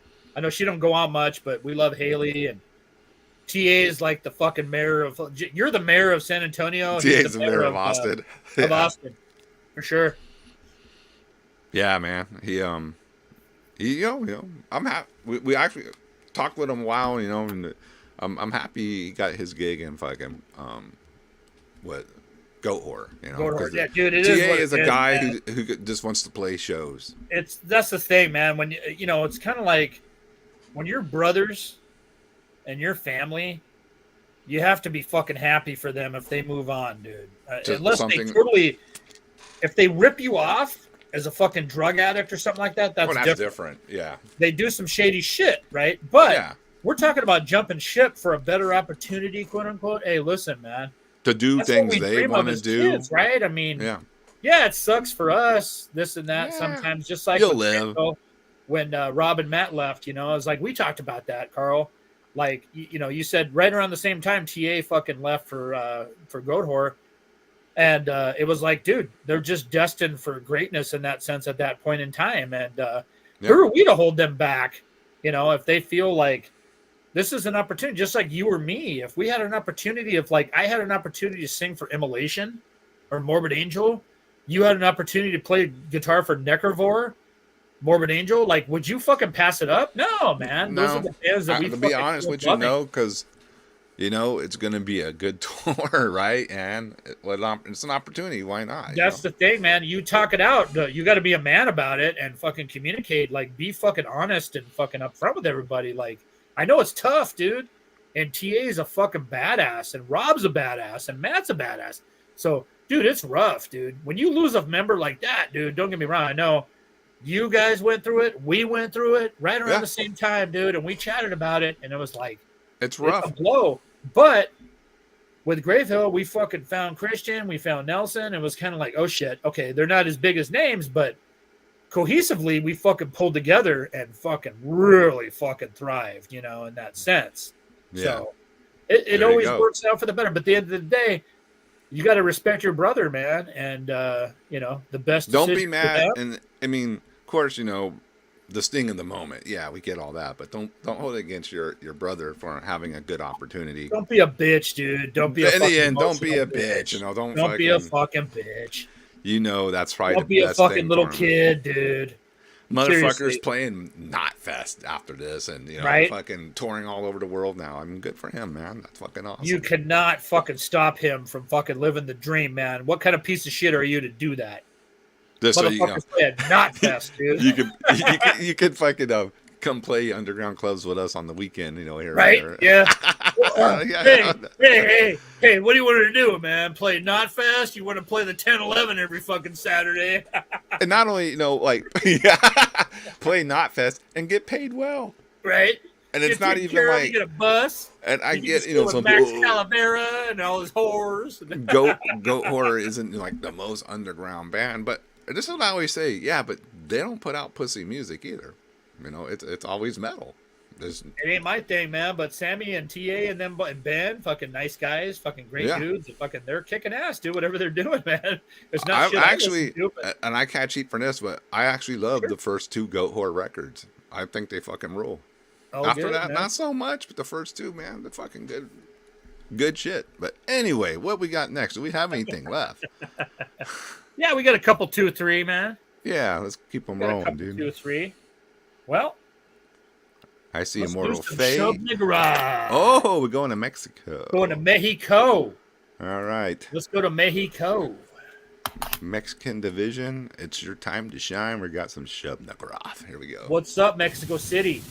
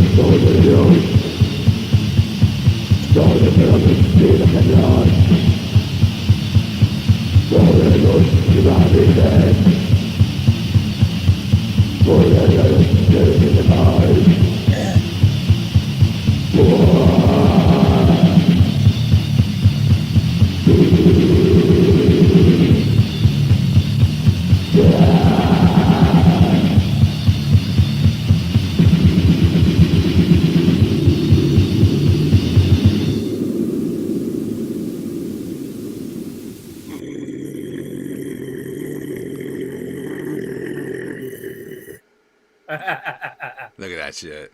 Rest in peace, Arturo Alvarez. He just passed away a couple years ago. He was a brutal motherfucker, man. Rest in peace. Got this demo from him. He actually turned me on to Cenotaph too. Oh shit! He gave you the Which the 1-2 punch.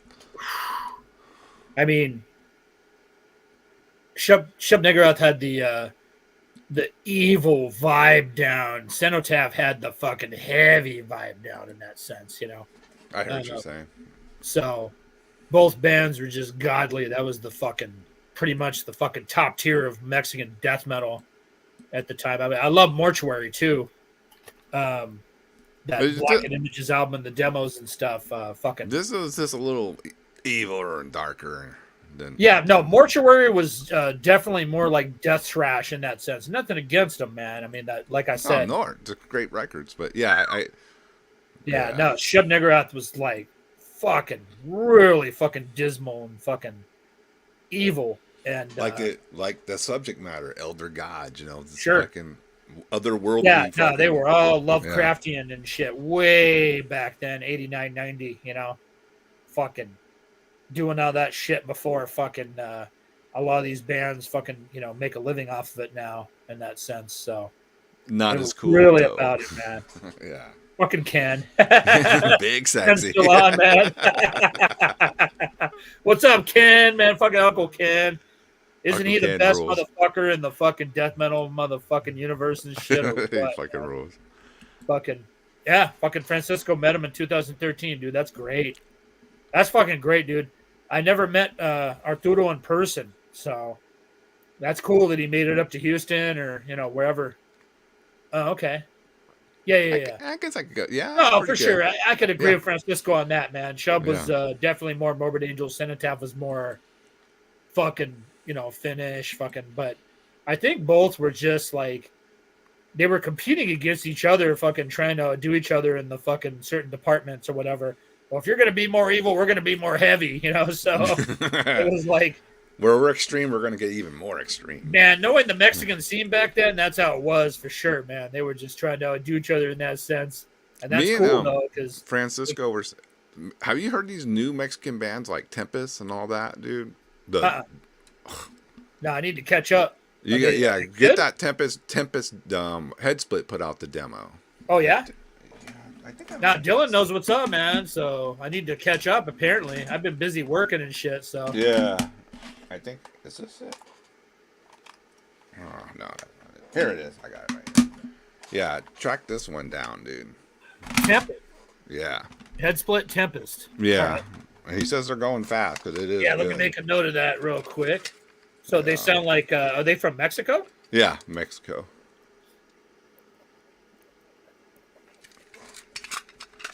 They got that Shub Negros sound? No, it's more old, morbid, and little Angel Corpse kinda.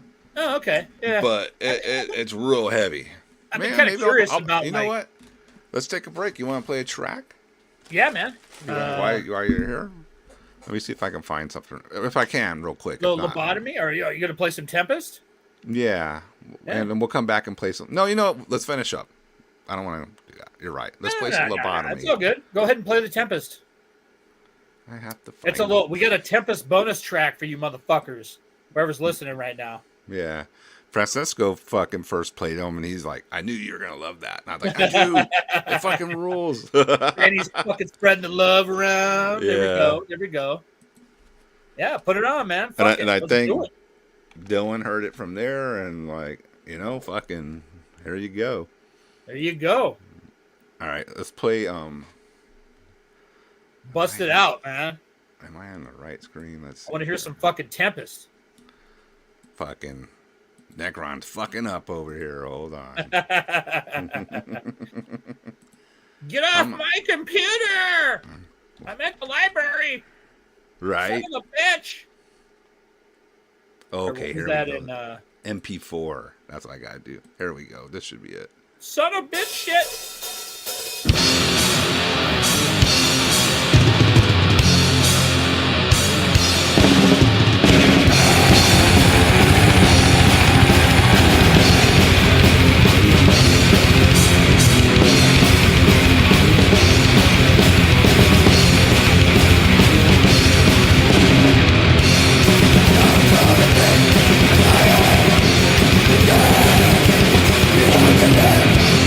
Yeah.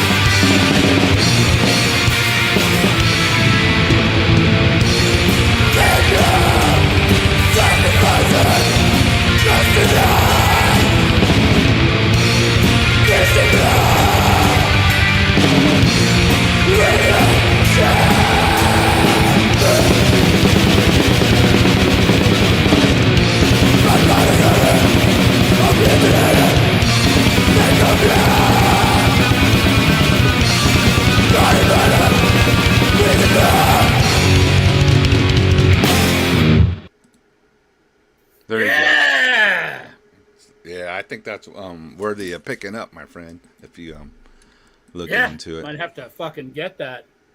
Yeah. All right. What do we got left in the Well, we got a demos couple. of I did send you a death? message on, I was just reading it. you know. So I don't know. We got What time is whatever. it? 8. Let's do lobotomy. Or no, we got blood. We got to Oh play yeah, blood, dude. yeah, we still got Blood's a couple coming to left, man. America, so we got to do some blood. I think Ruins and Talks of playing this blood show. I don't know if I should say this publicly, but Oh shit. yeah, man, we might fucking open for Blood in Los Angeles. I think it's fitting because we fucking definitely rip off Blood left and right. So, Might as well play with them, right? might as well play with them. Open up, Nah. fucking give them some flowers. All right, let's play the blood, and then we'll Play the bottom. blood, man. Yeah. Play the blood.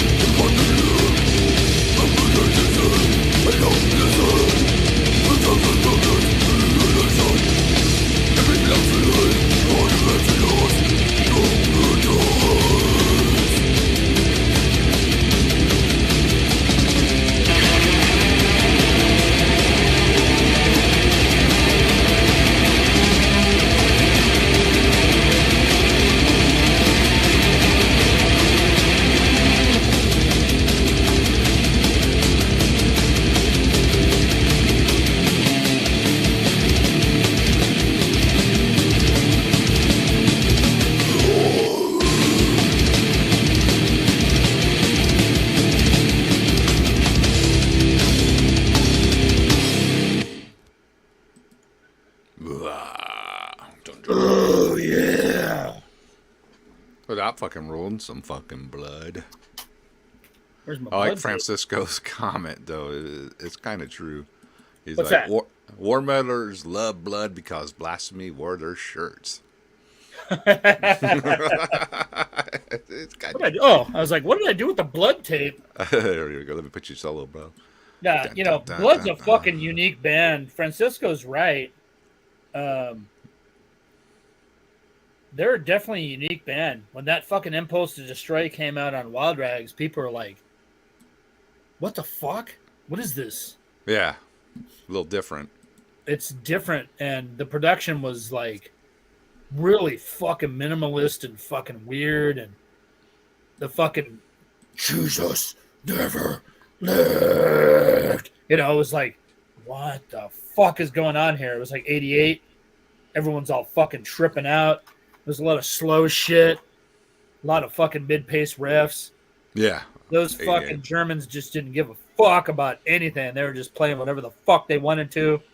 And it was just fucking, you know. And then next thing you know, they just keep pumping out shit, doing splits and fucking, fucking very Still unique. rolling. Man. Tour will fucking, yeah, I haven't seen them live, man. That's when we got the opportunity to open for them for this year. I was like, fuck yes, dude. Yeah, you can make that happen. Jeff, again. I love their shit and very influenced by them for sure. My songwriting and shit. So I'm totally down.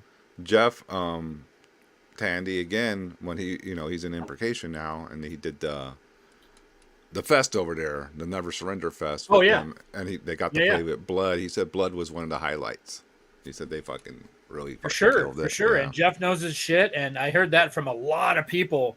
And when Blood played out here in Chicago, they didn't make it to LA, but they played Chicago like before COVID or somewhere around there. Uh Fucking huh. Blood played, man. And fucking like Mark Impetigo and fucking Scott from Cyanide and fucking all these fucking local cats were fucking in Chicago were like fucking raving about how brutal Blood was. And I was like, oh man, that's fucking awesome. Fucking still bringing that shit, man. That's Yeah, great. no, they're fucking old, but then again, the fucking German ingenuity, man, it can No never shit. be underrated. Those It cannot Germans be. just, ever since the fucking 1500s, these fucking Germans are just something about them. We won't talk about certain eras, obviously. Obviously not. Yeah. Maybe went a We don't little want to too get in far. trouble, but You said lobotomy, right? yeah, let's go to lobotomy. Lobotomy. Go back to Here we Sweden. Going back up north to Sweden. Great Here we fucking go. demo against the gods.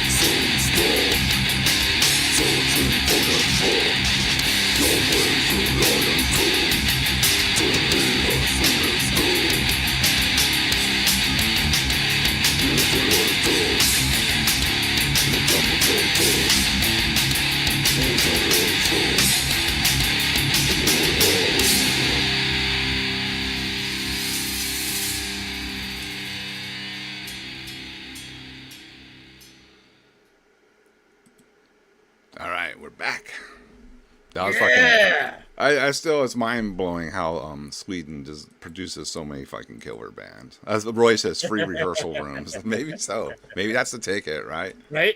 You give these fucking bastards places to play, man, and boom. Let me post that up. Here we go. There we go. Lobotomy against the gods.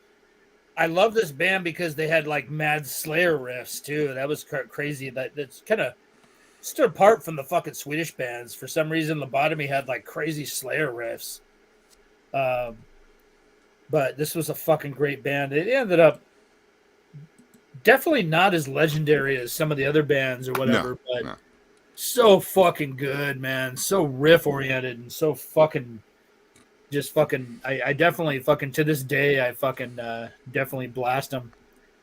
You know? Yeah, I mean that, and not every band's going to get big as another band. That doesn't mean they didn't fucking kick ass. That has nothing to do with it. Nah, it never does, man. It's all about what we like and what happens, in that sense, I guess. And but there was an explosion in Sweden, obviously, and that was one of the bands that fucking kind of exploded. And part of the boom in Sweden or whatever, and they came at the tail end, but they were putting out fucking great fucking recordings, and they were no, go ahead. No, I was just gonna promo this real quick before I forget. Oh yeah, we're gonna take it almost right up to Roy's show. So as soon as you're done here, get your ass over the Death Metal Podcast and watch Roy with Drew Elliott, legendary death metal artist. Look at that. We're gonna start posting up. We got like 2 or 3 more fucking jams, dude. But everybody on here, please go over to Roy's podcast and check out fucking his talk with Drew, because we're talking some like things. Yeah. Blood Feast and fucking Ex Mortis and fucking goddamn Goraphobia, fucking dude, some fucking monumental shit in my fucking childhood. I can't wait. I'm gonna fucking sit there and fucking just trip out, dude. I know, it's gonna be good, man. I'm just gonna fucking trip out, man. So, okay, let's get into it, man. What do we got? We got Immortal Fate. Immortal Fate, yeah. Local Legends, put it on, man. I'll talk about it. Let's jam it.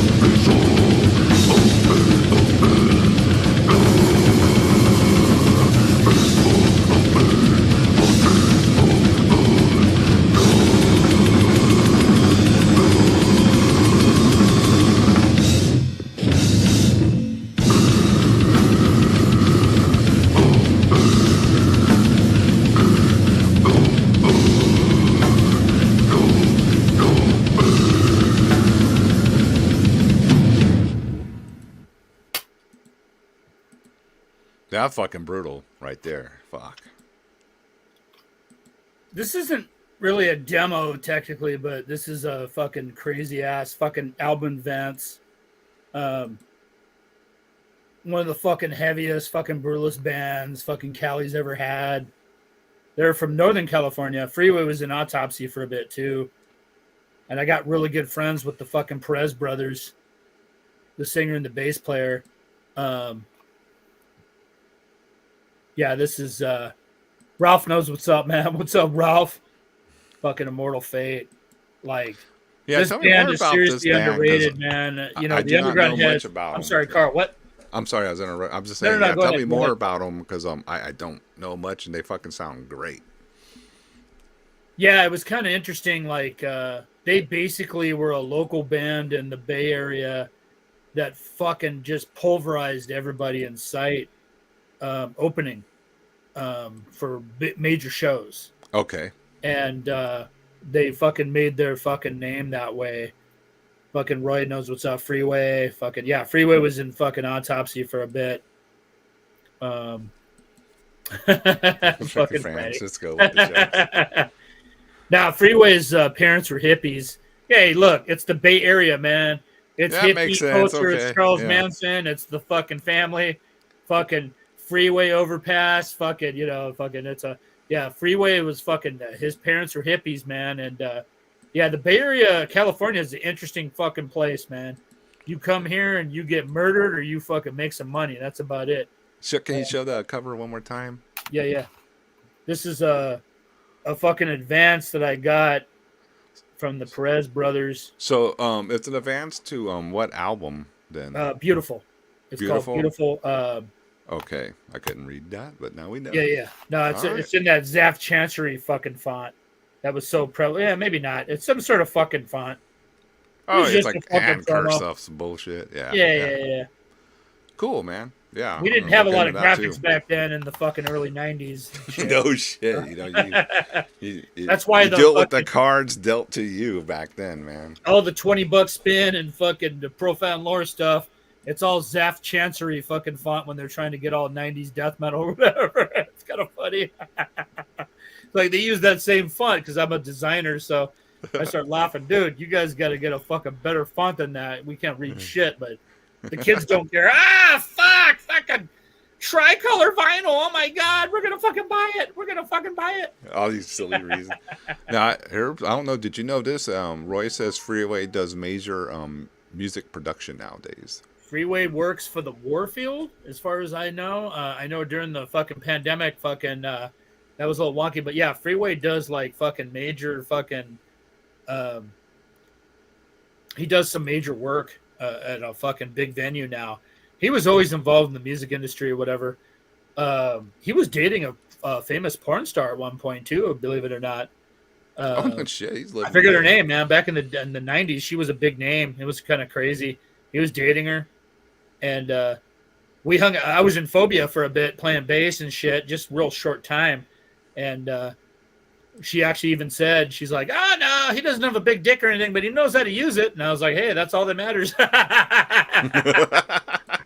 you I mean, go. she straight up said that. I was like, "Well, she's all, I'm used to fucking dealing with these huge cocks, and they don't know how to use it." I was like, "Yeah, you know, absolutely. You know, I don't think Freeway gives a fuck." As long as he's fucking, you know, having fun, you're having fun. Who cares, you know? Yeah. Yeah. So Freeway's just laughing. Yeah. He's like, you know, Who cares? Fucking get down, get by, you know.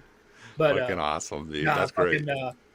When I was in fucking Phobia for a bit, fucking, we were actually. It's kind of funny. Another fucking story about this fucking tape. Okay.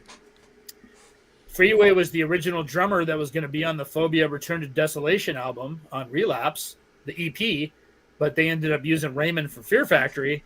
But we actually jammed with fucking Freeway at the studio. It was the same studio that Epidemic, Immortal Fate, and a couple other bands used. And Ryford actually came out too to hang out, and Danny Corrales. I don't know what was going on with Cutler at the time. We're talking like 92 or whatever. But yeah, we hung out and shit. And it was definitely an interesting time. That studio. Wow, I want that's to think sounds fucking. I think badass. Status was in there too, but I'm not really 100% sure. I know for a fact that Epidemic was in there, Immortal Fate, and a few other bands all shared the room. But Phobia was in there, jamming with Freeway, and then it didn't. I ended up quitting and doing another grind band, and then Phobia went this way, and then Freeway ended up joining Autopsy and doing that. So yeah, very interesting. But around the same. So I think that's why this album got kind of fucking held up. They never. I ended up getting a vinyl copy of it with no cover. So I still have that somewhere. I got to dig it up. Wow, that's cool. I mean, But crazy, this tape but cool. went around for a fucking long time, man. And then finally, Slapaham put it out, but it was like a basic generic cover. And then finally, my boy Jason Crawford in fucking New Mexico, Nuclear Ass Records, he finally put out a compilation with all their shit on there. So everybody go look that up. I know Francisco knows Jason, dude. Jason rules. He's like the best underground fucking total freak like us. Nuclear Ass Records. Go check out the fucking the comp. Fucking Immortal Fate. It's fucking badass. Necron will be. I'm gonna try to track it down after this because I really dug that one and I wasn't familiar with them. All right, let's move along, sir. We got some. I think we played the list, right? We are. Yeah, we played the list. I sent you some new links real quick. Yeah, let me get into some it. new files here. A couple 2 or 3 each since everybody's down, and we got a couple. We got some time before Roy jumps on with Drew. Yeah, we'll get into it. We don't want to cut into Roy's time, but no, we're not going to cut into Roy's time. God, man, everybody, we appreciate you listening, and if you want to, I mean, I have an endless supply of demos. Yeah, thank you for fucking tuning in. And thank you for Carl and for fucking doing this, dude. I had a blast. And, yeah, this was a cool show, man. We're nearing the end, dude. I really enjoyed it, and like I said, I got some black metal demos, but I got a lot of death metal demos and grindcore demos to fucking show you guys. So if we want to do some more, yeah, we'll definitely let Carl know, man. Request it.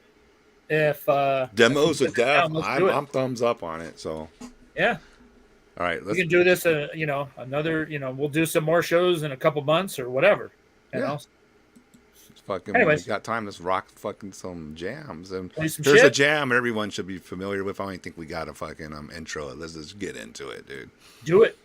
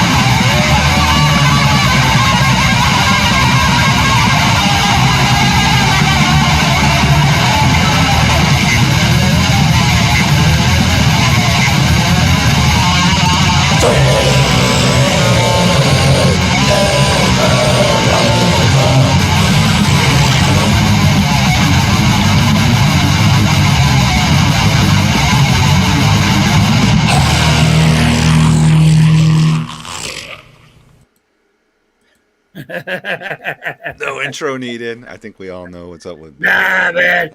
If you don't like Bay Harrod, fuck off. Yeah, you don't like you don't like death metal or black metal or thrash metal or any metal. Go away. Poser Hey, the hall. listen. That's some fucking heavy duty fucking shit. Yeah. So when those motherfuckers came out, now we're in the day and age, or like people are posting pictures and videos of them playing some fucking shopping mall in Finland. And they look like the Hanson brothers or whatever. Well, they were just those kids fuckers starting 13 out. years old. Yeah. Those motherfuckers are fucking out there fucking kicking ass, fucking playing some fucking shit. Get the fuck out of here, you fucking assholes. Not like you're born fucking out of the womb listening to fucking Black Sabbath or something, man. You fucking pieces of shit, you. Get the fuck out of here. Fucking Beherit, man. Wow, yeah. Fucking. All right. Come on, man. And here's another fucking ripper that you just I just sent you one more link too. We got to end it with Texas, by the way. So just okay. Sure. I think I missed that one. Give me a sec. Yeah. I was gonna play the Fear of God real quick. Yeah. Play the Fear of God. Yeah, I think we got enough time. Yeah. Fear of God, real quick. I know Francisco loves himself some Fear of God too. So this is for you, bud.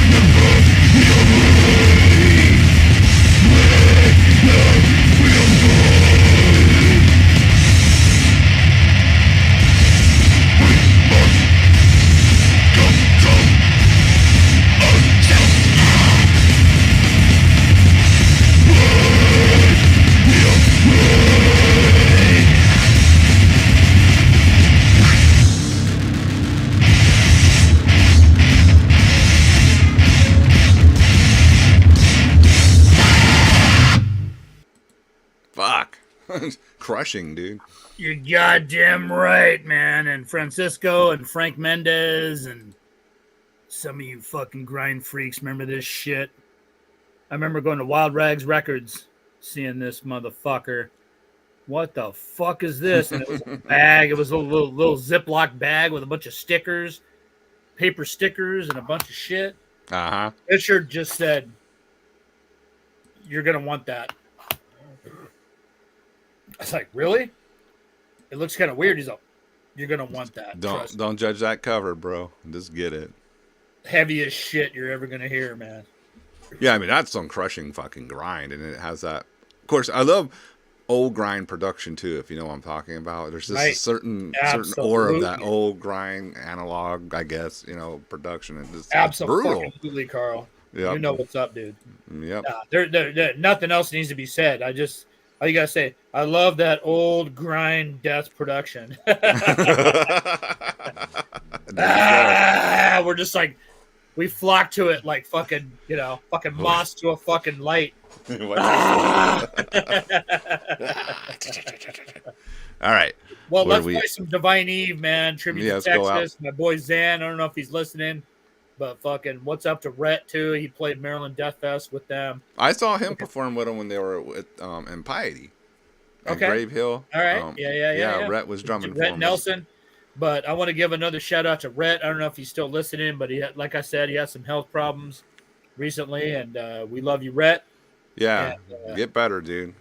Keep turning it around, man. Healing up, baby. Healing up. Here's Divine Eve, and Rhett and I Divine Eve fucking played here in Los Angeles, and Mike Slavin was wearing his fucking Texas flag fucking bandana on his head and shit. Mike Slavin is a cool fucking dude. Oh, dude, man. Mike rules. Yep.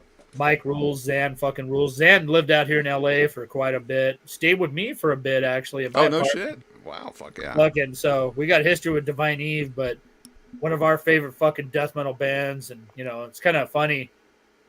Rhett fucking loved fucking Divine Eve, man. He ended up fucking playing on the Crimson Relic and touring with Divine Eve. So it was kind of like Kinda childhood shit. You know what I mean? Like that's it was cool kinda when that fucking type cool, of shit man. can Like, happen, man. You know, you get fucking to A, do it, man. Everything came full circle and worked itself out in that sense, man. So I was so proud of him, and fucking he was able to fucking play those songs that he loved so much every fucking night. You know what I mean? Like it was fucking cool, dude. Let's Fucking get into the do that jam. shit. So Let's play it. let's send it off, man. All right. This will be the last jam. Don't forget. Well, you know what? Let me promo it. We're gonna play this last jam, and then we'll be out of here. Get your asses over to fucking Roy's channel, Death Metal over. Podcast. Death Metal Right after Podcast. this jam, get your asses over We there. love you guys for tuning in, man. Fuck yeah. Thanks for hanging out. It's been a good crowd, a good chat. Always makes the show much better, man. And to end the fucking show with this polliner. And I love you, Carl. I love I everybody. love you too, bro. All right, man. Love fest around here. There we go. Yes, Fucking sir. Divine Eve.